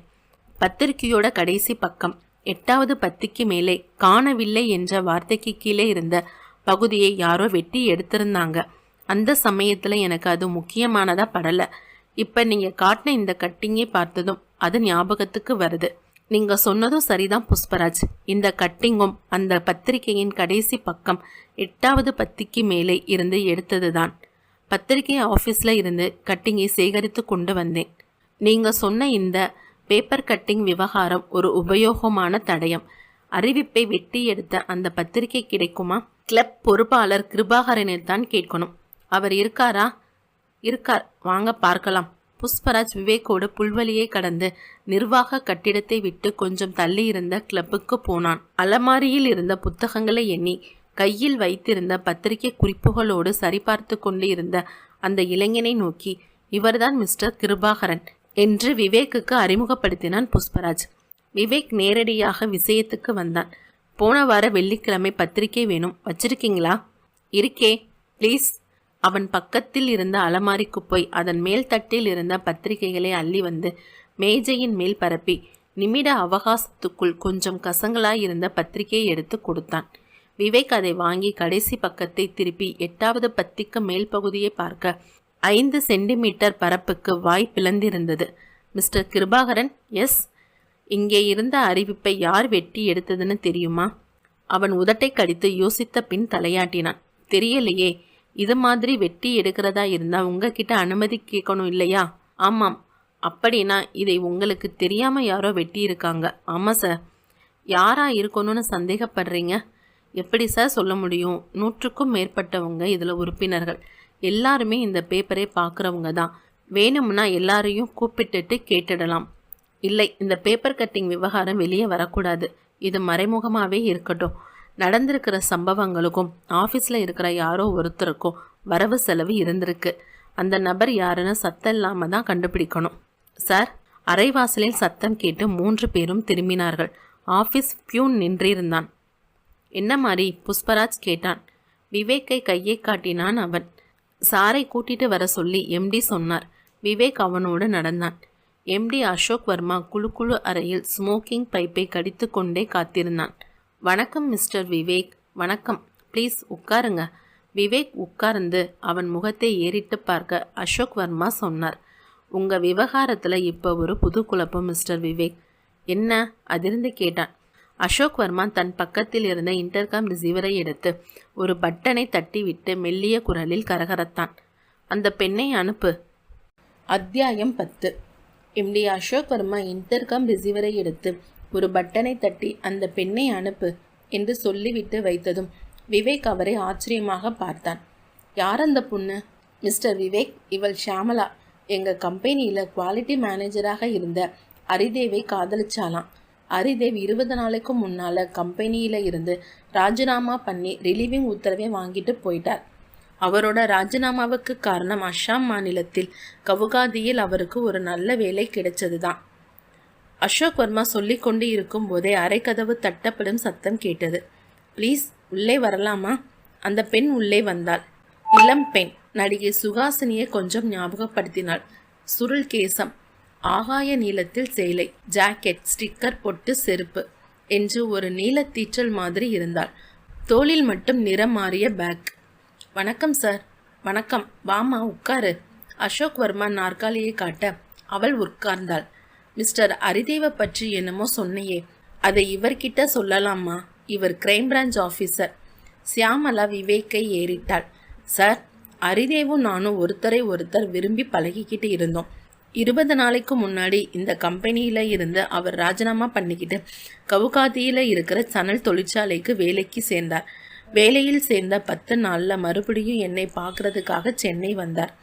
2 நாள் இங்கே தங்கி பழைய கம்பெனியில் இருந்து வர வேண்டிய பாக்கி பணத்தை வாங்கிட்டு போகணும்னு சொல்லிக்கிட்டு இருந்தார். ஆனால் போன திங்கட்கிழமை காலையில் 10 மணிக்கு என்னோட ஆஃபீஸ்க்கு அவர் ஃபோன் பண்ணி இருந்தார். கவுகாதி கம்பெனியிலிருந்து தந்தி வந்திருக்கதாகவும் உடனே புறப்பட்டு போறேன்னு சொன்னார். விவேக் அவளை பார்த்து கொண்டிருக்க அவள் தொடர்ந்தாள். கவுகாதி போறதா சொல்லிட்டு போன அரிதேவ் கிட்ட இருந்து எந்த கடிதமும் வராம போகவே அவரோட ஆஃபீஸ்க்கு நான் ஃபோன் பண்ணி பேசினேன். ஆனால் அவர் அங்கே வரவே இல்லைன்னு தகவல் சொன்னாங்க. விவேக் நிமிர்ந்து உட்கார்ந்தான். அரிதேவ் கவுகாதிக்கு போகலையா? ஆமாம். கம்பெனியில் இருந்து தந்தி கொடுத்தது உண்மையான கேட்டிங்களா? அதையும் விசாரிச்சேன். உண்மைதானாம். சொன்னவள் தொடர்ந்தாள். அரிதேவ் எங்கே போனார்? பாக்கி பணம் வாங்கிட்டு போக கம்பெனிக்கு வந்தாரான்னு தெரிஞ்சுட்டு போக தான் இன்னைக்கு இங்கே வந்தேன். விவேக் அசோக் வர்மாவை பார்க்க அவர் சொன்னார். அரிதேவ் இங்கே வரவே இல்லை மிஸ்டர் விவேக். என்னால் அதை உறுதியாக சொல்லவும் முடியும். அரிதேவ் ஃபோட்டோ உங்ககிட்ட இருக்கா மிஸ் ஷியாமலா? இருக்கு. ப்ளீஸ். விவேக் கை நீட்ட அவள் தன் கைப்பையை திறந்து பாஸ்போர்ட் அளவு புகைப்படம் ஒன்றை எடுத்து தந்தாள். விவேக் வாங்கி பார்த்தான். சிரிக்க மறந்த உதடுகளோடு இறுக்கமான முகத்தோடு மூக்கு கண்ணாடி அணிந்து கேமராவை முறைத்தான் அரிதேவ். அரிதேவுக்கு சொந்த ஊர் எது? மும்பை. இந்த கம்பெனியில் அவர் வேலை பார்த்துக்கிட்டு இருந்தப்ப எங்க தங்கி இருந்தார்? மயிலாப்பூர் தண்ணி தொட்டி ரோட்ல ஒரு மாடி வீட்டில் அறை எடுத்து தங்கி இருந்தார். கவுகாத்தி கம்பெனியில வேலைக்கு சேர்ந்த பின்னாடி அவர் சென்னைக்கு வந்தப்ப எங்க தங்கினார்? ஹோட்டலில். போன திங்கட்கிழமை தானே அவருக்கு தந்தி வந்தது. ஆமாம். கவுகாத்திக்கு எப்படி போறதா சொன்னார்? விமானம் மூலமா அல்லது ரயிலிலா? ரயிலில் போறேன்னா சொன்னார். கம்பெனிக்கு கடைசியா எப்போ ஃபோன் பண்ணினீங்க? 1 மணி நேரத்துக்கு முன்னாடி கூட அண்ணா சாலையிலிருந்து கவுகாத்திக்கு எஸ்டிடி ஃபோன் போட்டு பேசிட்டு தான் வர்றேன். அது என்ன கம்பெனின்னு சொன்னீங்க? சணல் தொழிற்சாலை. முகவரி? அவள் சொன்னாள். விவேக் அசோக் வர்மாவிடம் அனுமதி வாங்கி கொண்டு தொலைபேசியை தொட்டு போலீஸ் நிலையத்தில் இருந்த இன்ஸ்பெக்டர் கோகுல்நாத்தை கூப்பிட்டான். விவேக் அசோக் வர்மாவிடம் அனுமதி கேட்டுக்கொண்டு தொலைபேசியை தொட்டு போலீஸ் நிலையத்தில் இருந்த இன்ஸ்பெக்டர் கோகுல்நாத்தை கூப்பிட்டான். கோகுல்நாத், புஷ்பராஜ் வீட்டில் எடுத்த பிணங்களோட புகைப்படம் வேணும். எல்லா புகைப்படமும் வேணும். உடனே கொண்டு வாங்க. நான் மிஸ்டர் அசோக் வர்மா அறையில் இருக்கேன். விவேக் ரிசீவரை வைத்துவிட்டு ஷியாமலாவை மேலும் சில கேள்விகளை கேட்டு முடிப்பதற்குள் கோகுல்நாத் புகைப்படங்களோடு வந்து சேர்ந்தார். விவேக் அந்த புகைப்படங்களை வாங்கி ஷியாமலாவிடம் கொடுத்தான். இந்த படங்கள்ல இருக்கிறது அரிதேவான்னு கொஞ்சம் பார்த்து சொல்லுங்க. ஷியாமலா வாங்கி பார்த்தாள். விழிகள் ஒருவித பயத்துடன் புகைப்படங்களின் மேல் நகர்ந்தது. பார்வை ஒரு புகைப்படம் மேல் நிலைத்து முகம் மாறியது. கண்கள் அதற்குள் கலங்க விவேக்கிடம் திரும்பினான். சார் சொல்லுங்க. இந்த புகைப்படத்துல இருக்கிற பிணத்தை பார்த்தால் அரிதேவோட சாயல் தெரியுது. மிஸ் ஷியாமலா, இந்த ஆண் பிணத்தோட போஸ்ட்மார்ட்டம் ரிப்போர்ட் படி உடலில் ஒரு சிறுநீரகம்தான் இருந்தது. அரிதேவ் ஒரு கிட்னியை தானம் பண்ணனவரா? ஆம், அவர் ஒரு கிட்னி தானம் செய்தவர்தான். அவரோட சகோதரருக்கு போன வருஷம்தான் தானம் பண்ணினார். விவேக் புகைப்படத்தை உருவி மேஜை மேல் வைத்தபடி சொன்னார். இது அரிதேவாகத்தான் இருக்க முடியும். ஷியாமலா தன் இடது உள்ளங்கையால் மடித்து வைத்திருந்த பூ போட்ட கைக்குட்டையால் வாயை பொத்தி விம்மலை அடக்கி கொண்டாள். அவளை சிறிது நேரம் அளவிட்ட விவேக் பின்னர் பெண் பிணத்தின் புகைப்படங்களை காட்டினான். இந்த பெண் யாருன்னு பிடிபடுதான் பாருங்க ஷியாமலா. நீர் பெருகிய கண்களோடு புகைப்படங்களை பார்த்தாள். பின் தலையாட்டினாள். தெரியல. உங்க காதலுக்கு எதிர்ப்பு ஏதாவது இருந்ததா? இல்லை. மிஸ்டர் அசோக் வர்மா ஆபீஸில் அரிதேவோட நடவடிக்கை எப்படி? அவர் ஒரு ரத்தினம். சக பணியாளர்களோட ஏதாவது தகராறு உண்டா? இல்லை. புஷ்பராஜை இங்கே கூப்பிட முடியுமா? அசோக் வர்மா இன்டர்காமில் தொடர்பு கொள்ள புஷ்பராஜ் வந்தான். விவேக் அவனை ஏறிட்டபடி ஷியாமலாவை காட்டியபடி கேட்டான். இவங்க யாருன்னு தெரியுதா புஷ்பராஜ்? அவன் பார்த்துவிட்டு தலையாட்டினான். சாரி சார், தெரியல. உங்க கம்பெனியில குவாலிட்டி மேனேஜராக இருந்த மிஸ்டர் அரிதேவோட வருங்கால மனைவி மிஸ் ஷியாமலா. கைக்குட்டையால் மூக்கை பொத்தி அழுகின்ற ஷியாமலாவை புஷ்பராஜ் குழப்பமாய் பார்க்க விவேக் சொன்னான். புஷ்பராஜ், உங்க வீட்டுக்குள்ள புதைக்கப்பட்டிருந்த ஆண் பிணம் யாருன்னு கேள்விக்கு விடை கிடைச்சாச்சு சார். அந்த ஆண் பிணம் அரிதேவோடது சார். அரிதேவோட பிணமா? ஒரு பெண்ணோட பிணம் உங்க வீட்டில் ஏன் புதைக்கப்பட்டு இருக்குங்கிற காரணத்தை நீங்க தான் சொல்லணும். புஷ்பராஜ் வியர்த்தான். சார், நான் உங்களுக்கு 2 நாளைக்கு முன்னாடி என்ன பதில் சொன்னேனோ அதே பதில் தான் இப்பையும். எனக்கு எதுவுமே தெரியாது. பூட்டப்பட்டிருந்த என்னோட வீட்டில் யார் இந்த பிணங்களை கொண்டு வந்து புதைச்சாங்கன்னு தெரியல. செத்தது அரிதேவுன்னு தெரியும் போது இன்னும் அதிர்ச்சியா இருக்கு. விவேக் எழுந்து கொண்டான். மிஸ் ஷியாமலா, நீங்க போலீஸ் நிலையம் வரைக்கும் வாங்க. இரவு மணி 10:40. மொட்டை மாடியில் பிரம்பு நாற்காலியை போட்டுக்கொண்டு சாய்ந்திருந்த விவேக்கையும் ரூபலாவையும் கடல் காற்று அலப்பிக் கொண்டிருந்தது. வழக்கு என்னதான் சொல்லுது? ரூபலா கேட்டாள். லேசா கொஞ்சம் வெளிச்சம் வந்திருக்கு. ஆனா அந்த குழப்பம் அப்படியே இருக்கு. பூட்டப்பட்ட வீட்டுக்குள்ள புதைக்கப்பட்ட ஆண் பிணம் அரிதேவுங்கிறது உறுதி செய்யப்பட்டாலும் பெண் யாருங்கிறது பெரிய குழப்பம். 2 நாளைக்கு முன்னால வரை பட்டியலில் இருந்த எல்லாருமே உயிரோட திரும்பிட்டாங்க. லலிதா ரேணு காணாம போனதாக கொடுத்த விளம்பரத்தை புஷ்பராஜ் ஆஃபீஸில் யாரோ கட் பண்ணி எடுத்திருக்காங்க. அது ஒரு முக்கியமான தடயம். அப்படின்னா கொலையாளி ஆஃபீஸ்குள்ளே தானே இருக்கணும். 80%. பாக்கி 20% வெளியே இருக்கிற கொலையாளிக்கு உதவி பண்ணியிருக்கலாம் ரூபலா. வழக்கை நான் ஆரம்பத்துல இருந்து சொல்லிட்டு வரேன். எங்கெங்கே வழக்கு இடருதுன்னு பாரு.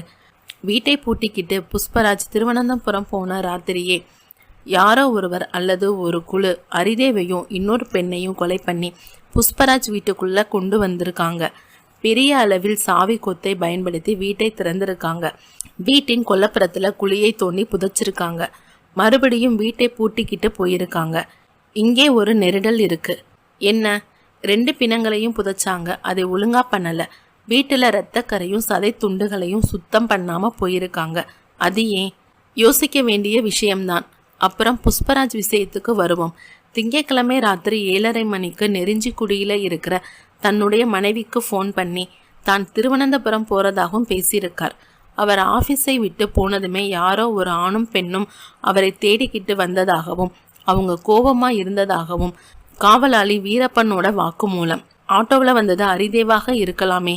ஹரிதேவ் எதுக்காக வரணும்? அப்படியே வந்தாலும் அவனோட வந்த பொண்ணு யாரு? ஷியாமலா. ஷியாமலா மேல் நீ சந்தேகப்படுறியா ரூபலா? கொஞ்சம். நோக்கம் எனக்கு சொல்ல தெரியல, ஆனால் ஷியாமலா மேலே எனக்கு ஒரு சின்ன சந்தேகம். அவளை கொஞ்ச நேரத்துக்கு ஒதுக்கு. இப்போ என் மனசில் ஒரு பல்பு தெரியுது. என்ன? புஷ்பராஜோட வீடு பூட்டிக்கிட்டு இருக்கிற விஷயம் யாருக்கெல்லாம் தெரியும்? புஷ்பராஜ், தாரிகா. அப்புறம் தாரிகா எப்படி? விவேக் கேட்க ரூபலாவிடம் அதிர்ச்சி. அத்தியாயம் 11. ரூபலா திடுக்கிட்டு போய் கேட்டாள், என்னங்க இது? தாரிகா மேலே சந்தேகப்படுறீங்களா? நோக்கம் என்னவா இருக்கும்?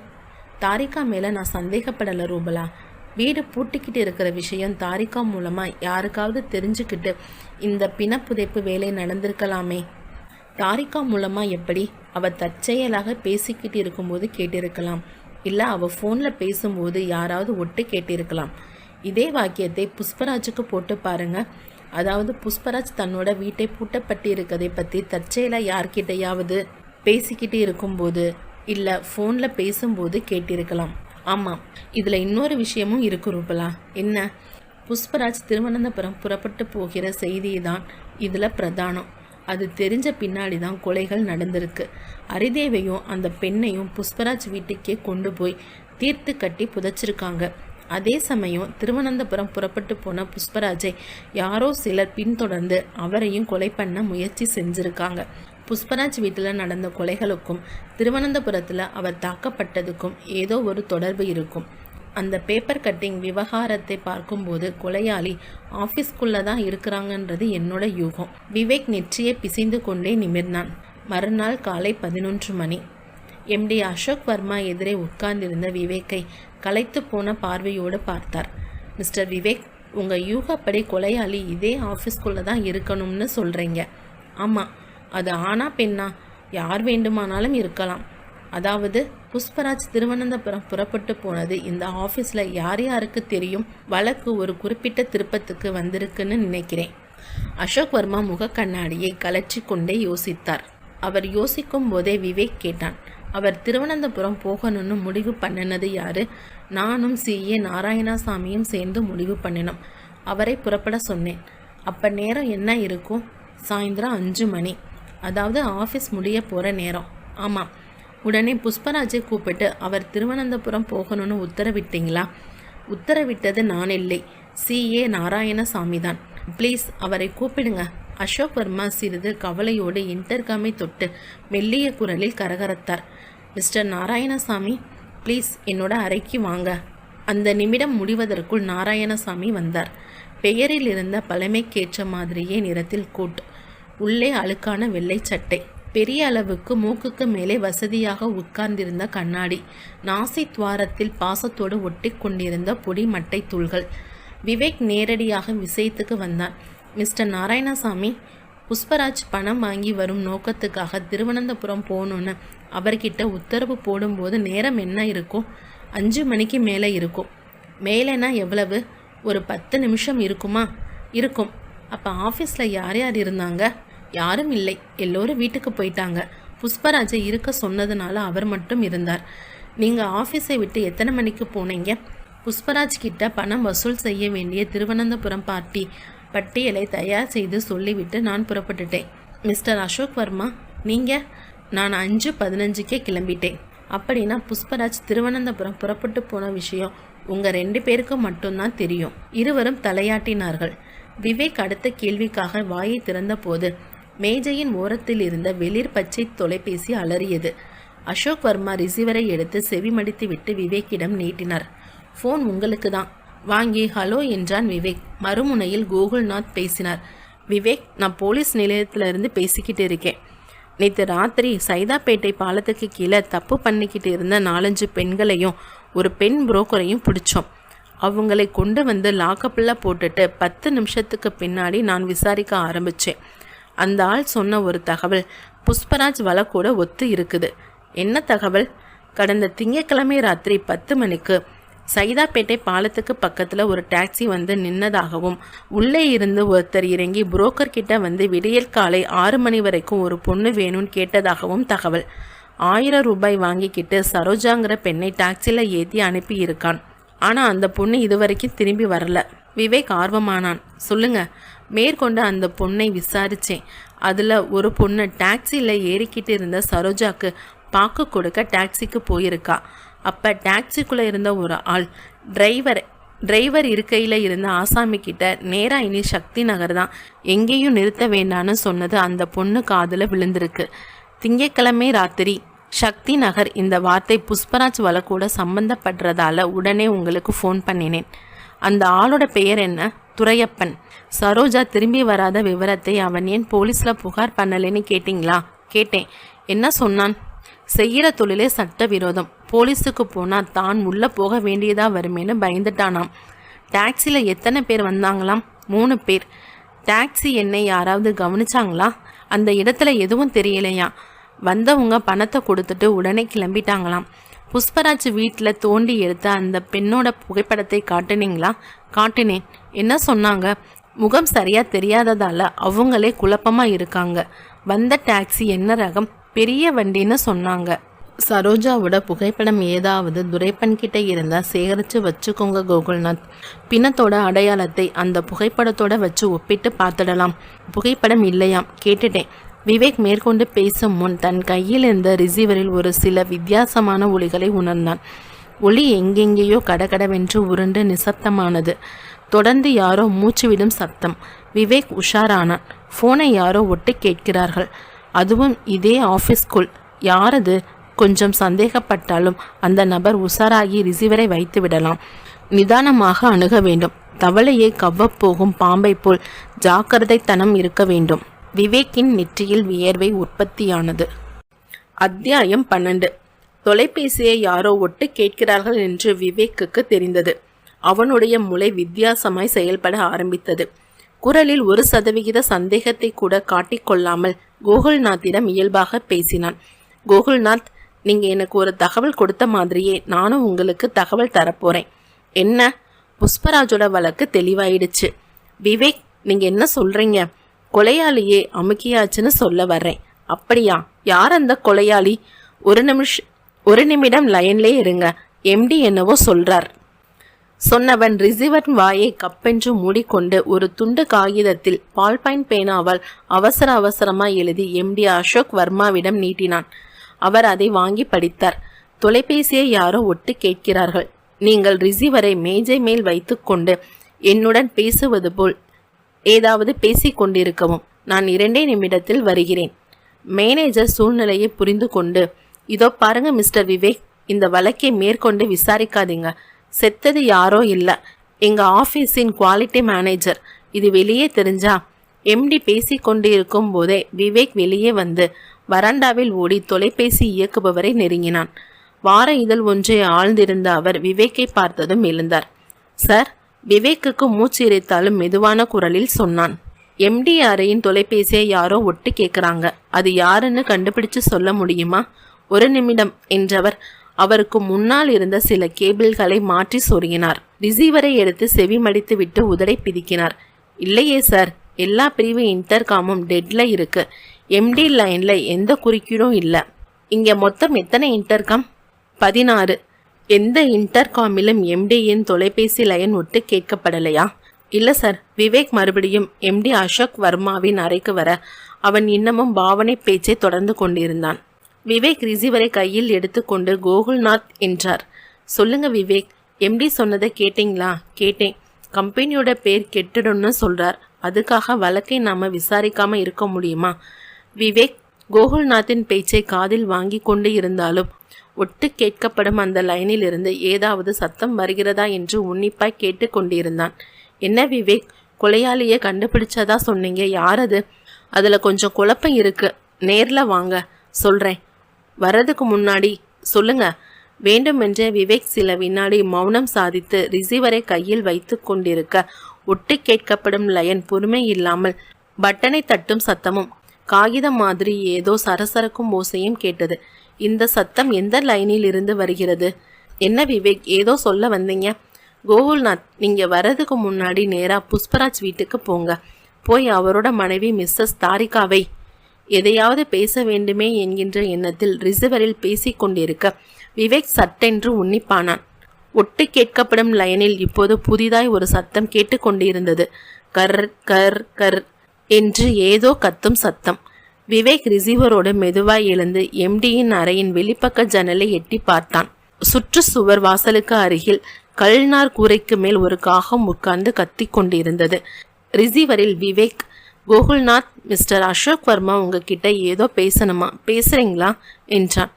விவேக் ரிசீவரை அசோக் வர்மாவிடம் கையில் கொடுத்துவிட்டு சைகையால் பேசி கொண்டு இருக்கும்படி சொல்லிவிட்டு அறையை விட்டு வெளியே வந்தான். ஓட்டமும் நடையுமாய் வராண்டாவை கடந்து கல்நார் கூரையை நோக்கி போனான். கூரையின் மேல் அந்த காகம் உட்கார்ந்து இன்னமும் விடாப்படியாய் கத்தி கொண்டு இருந்தது.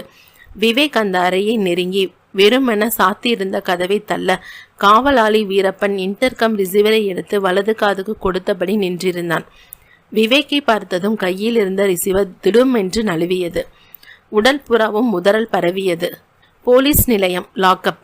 விவேக் கோகுல்நாத் முன்னிலையில் ஒரு லத்தி கம்பு இரண்டாய் உடைந்த பிறகே உண்மைகளை ஒப்புக்கொள்ள ஆரம்பித்தான் வீரப்பன். போலீஸ் அடியில் உதடும் மூக்கும் புஷ்டியாய் வீங்கி இருந்தது. உன்னோட ஆஃபீஸ் குவாலிட்டி மேனேஜர் ஹரிதேவை கொலை செஞ்சது நீதானே? ஆமா சார். அந்த பெண் பிணம்? அது சரோஜா, அதாவது சைதாப்பேட்டை பாலத்துக்கு கீழே இருந்து கார்ல கூட்டிட்டு வந்த தொழில்காரி. ஆமா சார். எதுக்காக இந்த கொலைகள்? சார், நான் தொலைபேசி இணைப்பகத்துல வேலை பார்த்து ஓய்வு பெற்றவன். ஓய்வு பெற்ற மறுவாரமே எனக்கு இந்த கம்பெனியில வேலை கிடைச்சது. நிம்மதியா வேலை பார்த்துக்கிட்டு இருந்தேன். போன 6 மாசத்துக்கு முன்னாடி குரோம்பேட்டையில் புதுசா ஆரம்பிக்கப்பட்ட கல்பனா கம்பெனியிலிருந்து மோசசன் ஒருத்தர் வந்தார். எங்க கம்பெனியோட வியாபார ரகசியங்களையும் தயாரிப்பு ஃபார்முலாக்களையும் அவருக்கு தெரியப்படுத்தினா மாசம் 10,000 தரதா சொன்னார். முதல் தடவை அவரை திட்டி அனுப்பிச்சிட்டேன். ஆனா 2வது தடவை அவர் பணத்தோட என் வீட்டுக்கு வந்ததும் மனசு மாறிடுச்சு. மோசஸ்க்கு உதவுறதா சம்மதிச்சேன். ஏற்கனவே நான் தொலைபேசி இனப்பகத்துல இருந்ததால இந்த இன்டர்கம் தொலைபேசியில் சில குளறுபாடுகளை பண்ணி தொலைபேசியில் உள்ள பட்டன்களை 5 தடவை கடகடவென்று அழுத்தினால் வெளியில் இருந்து கம்பெனிக்கு வரும் தொலைபேசி லைன்கள், கம்பெனிக்குள் உள்ளே இருக்கும் இன்டர்கம் லைன்கள் எல்லாமே என் லைனுக்கு வரும்படியாகவும் நான் ஒட்டி கேட்கிறது இயக்குனருக்கு தெரியாமல் இருக்கும்படியாகவும் பார்த்து கொண்டேன். அந்த தொலைபேசியை உபயோகப்படுத்தி கம்பெனியோட ரகசியங்களை தெரிஞ்சுக்கிட்டு அதை உடனுக்குடன் மோசஸுக்கு தெரியப்படுத்தினேன். போன 2 மாசத்துக்கு முந்தி ஒரு நாள் காலையில வெகு சீக்கிரமா குவாலிட்டி மேனேஜர் ஹரிதேவ் ஆஃபீஸுக்கு வந்தார். என்னை கூப்பிட்டார். உள்ளே போனேன். கல்பனா கம்பெனி மோசஸுக்கும் உனக்கும் என்ன தொடர்புன்னு கேட்டார். நான் அப்படியே ஆடி போயிட்டேன். இருந்தாலும் தைரியமா ஒரு தொடர்பு இல்லைன்னு சொன்னேன்.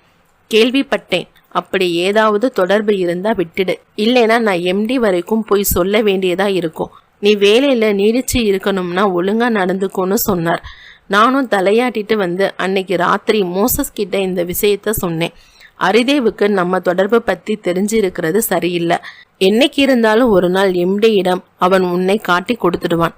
அவன் காட்டி கொடுத்து நீ போலீஸ்ல சிக்கினால் குறைஞ்சது 5 வருஷம் உள்ளே தள்ளிடுவார்கள் என்று மோசஸ் என்னை பயமுறுத்தவும் நான் ஹரிதேவை தீர்த்து கட்ட தருணம் பார்த்துக்கிட்டு இருந்தேன். மோசஸும் அந்த காரியத்துக்கு வேண்டிய உதவிகள் பண்றதா சொன்னார். ஹரிதேவ் இங்கே வேலையில இருந்து ராஜினாமா செய்து விட்டு கவுகாதிக்கு போனாலும் அவரால் எனக்கு என்னைக்குமே ஆபத்துங்கிறதை உணர்ந்து போன 10 நாளைக்கு முன்னாடி அவர் கவுகாதியில இருந்து ஊருக்கு வந்திருக்கிற விஷயத்தை தெரிஞ்சுக்கிட்டு அவரை தீர்த்து கட்ட நானும் மோசஸோட ஆட்களும் முடிவு பண்ணினோம். இந்த நேரத்துல தான் புஷ்பராஜ் தன்னோட மனைவி தாரிகாவுக்கு ஃபோன் பண்ணி தான் திருவனந்தபுரம் போறதாகவும் திரும்பி வர 4 நாள் ஆகும்னு பேசுறதே நான் தொலைபேசியில ஒட்டு கேட்டேன். புஷ்பராஜும் ஹரிதேவும் உடல் அமைப்பிலும் உயரத்திலும் ஒரே மாதிரி இருக்கிறதை மோசஸ் பார்த்து ஒரு திட்டம் போட்டு கொடுத்தார். அதன்படி ஹரிதேவை ஆட்கள் மூலமாக கடத்தி வந்து புஷ்பராஜின் பூட்டப்பட்டிருந்த வீட்டை திறந்து அந்த வீட்டிலே அவனை தீர்த்து கட்டி புஷ்பராஜின் பேண்ட் சட்டையை பிணத்துக்கு மாட்டி முகத்தை சிதைச்சோம். புஷ்பராஜ் ஏதோ ஒரு பெண் விவகாரத்தால தான் கொலை செய்யப்பட்டான் என்று போலீஸ் நம்புறதுக்காக சைதாப்பேட்டை பாலத்துக்கு கீழே விபச்சாரம் பண்ணிக்கிட்டு இருக்கிற ஒரு பொண்ணை கூட்டிட்டு வந்து தீர்த்து கட்டி 2 பிணத்தையும் ஒன்னா புதைச்சோம். இங்கே புஷ்பராஜ் கொலை செய்யப்பட்டு விட்டதாக போலீஸை நம்ப வைத்து விட்டு திருவனந்தபுரம் சுற்றுலா போன புஷ்பராஜை மோசஸ் ஆட்கள் தீர்த்து கட்டி உடலை எரிக்க முயற்சி பண்ணினாங்க. ஆனா கொலை முயற்சியில இருந்து தப்பிச்சிட்டார். மோசஸ் போட்டு கொடுத்த திட்டத்துல நடக்காம போனது இது ஒன்றுதான். புஷ்பராஜ் தப்பிச்சிட்டதும் இந்த கொலையை அவனுக்கு பாதகமா மாற்ற முயற்சி பண்ணணும்.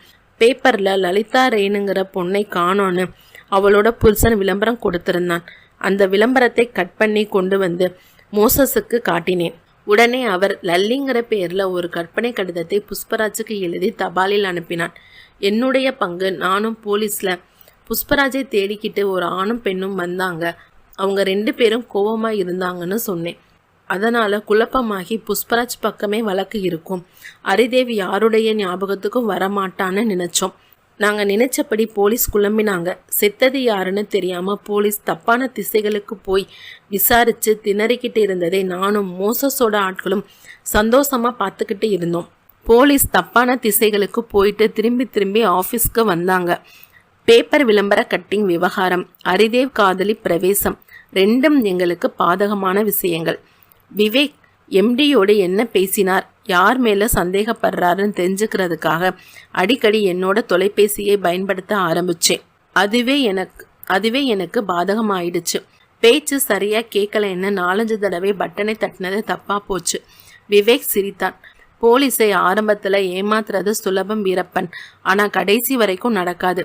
மோசஸ் இப்ப எங்கே இருப்பார்? அவரோட கம்பெனியில்.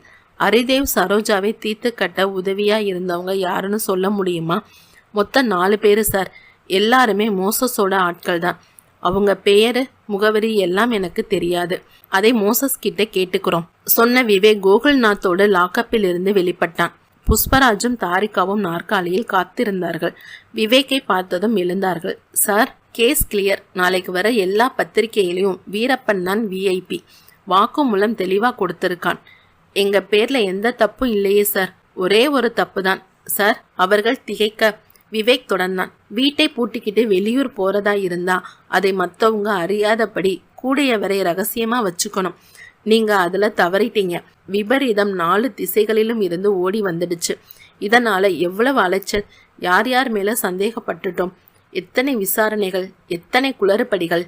Vivek jeep ready. கோகுல்நாத் வாசல் பக்கம் வந்து குரல் கொடுக்க விவேக் புஷ்பராஜ் தோலை தொட்டான். குரோம்பேட்டை போய்கிட்டு இருக்கோம். நாங்க வர்றது தெரியாம பிரதான குற்றவாளி மோசஸ் அங்க கோப்புகளை பார்த்துக்கிட்டு இருப்பார். வரட்டுமா? விவேக் வாசலை நோக்கி நடக்க ஜீப் தன் உடம்பை உதறிக்கொள்ள ஆரம்பித்தது. முற்றும்.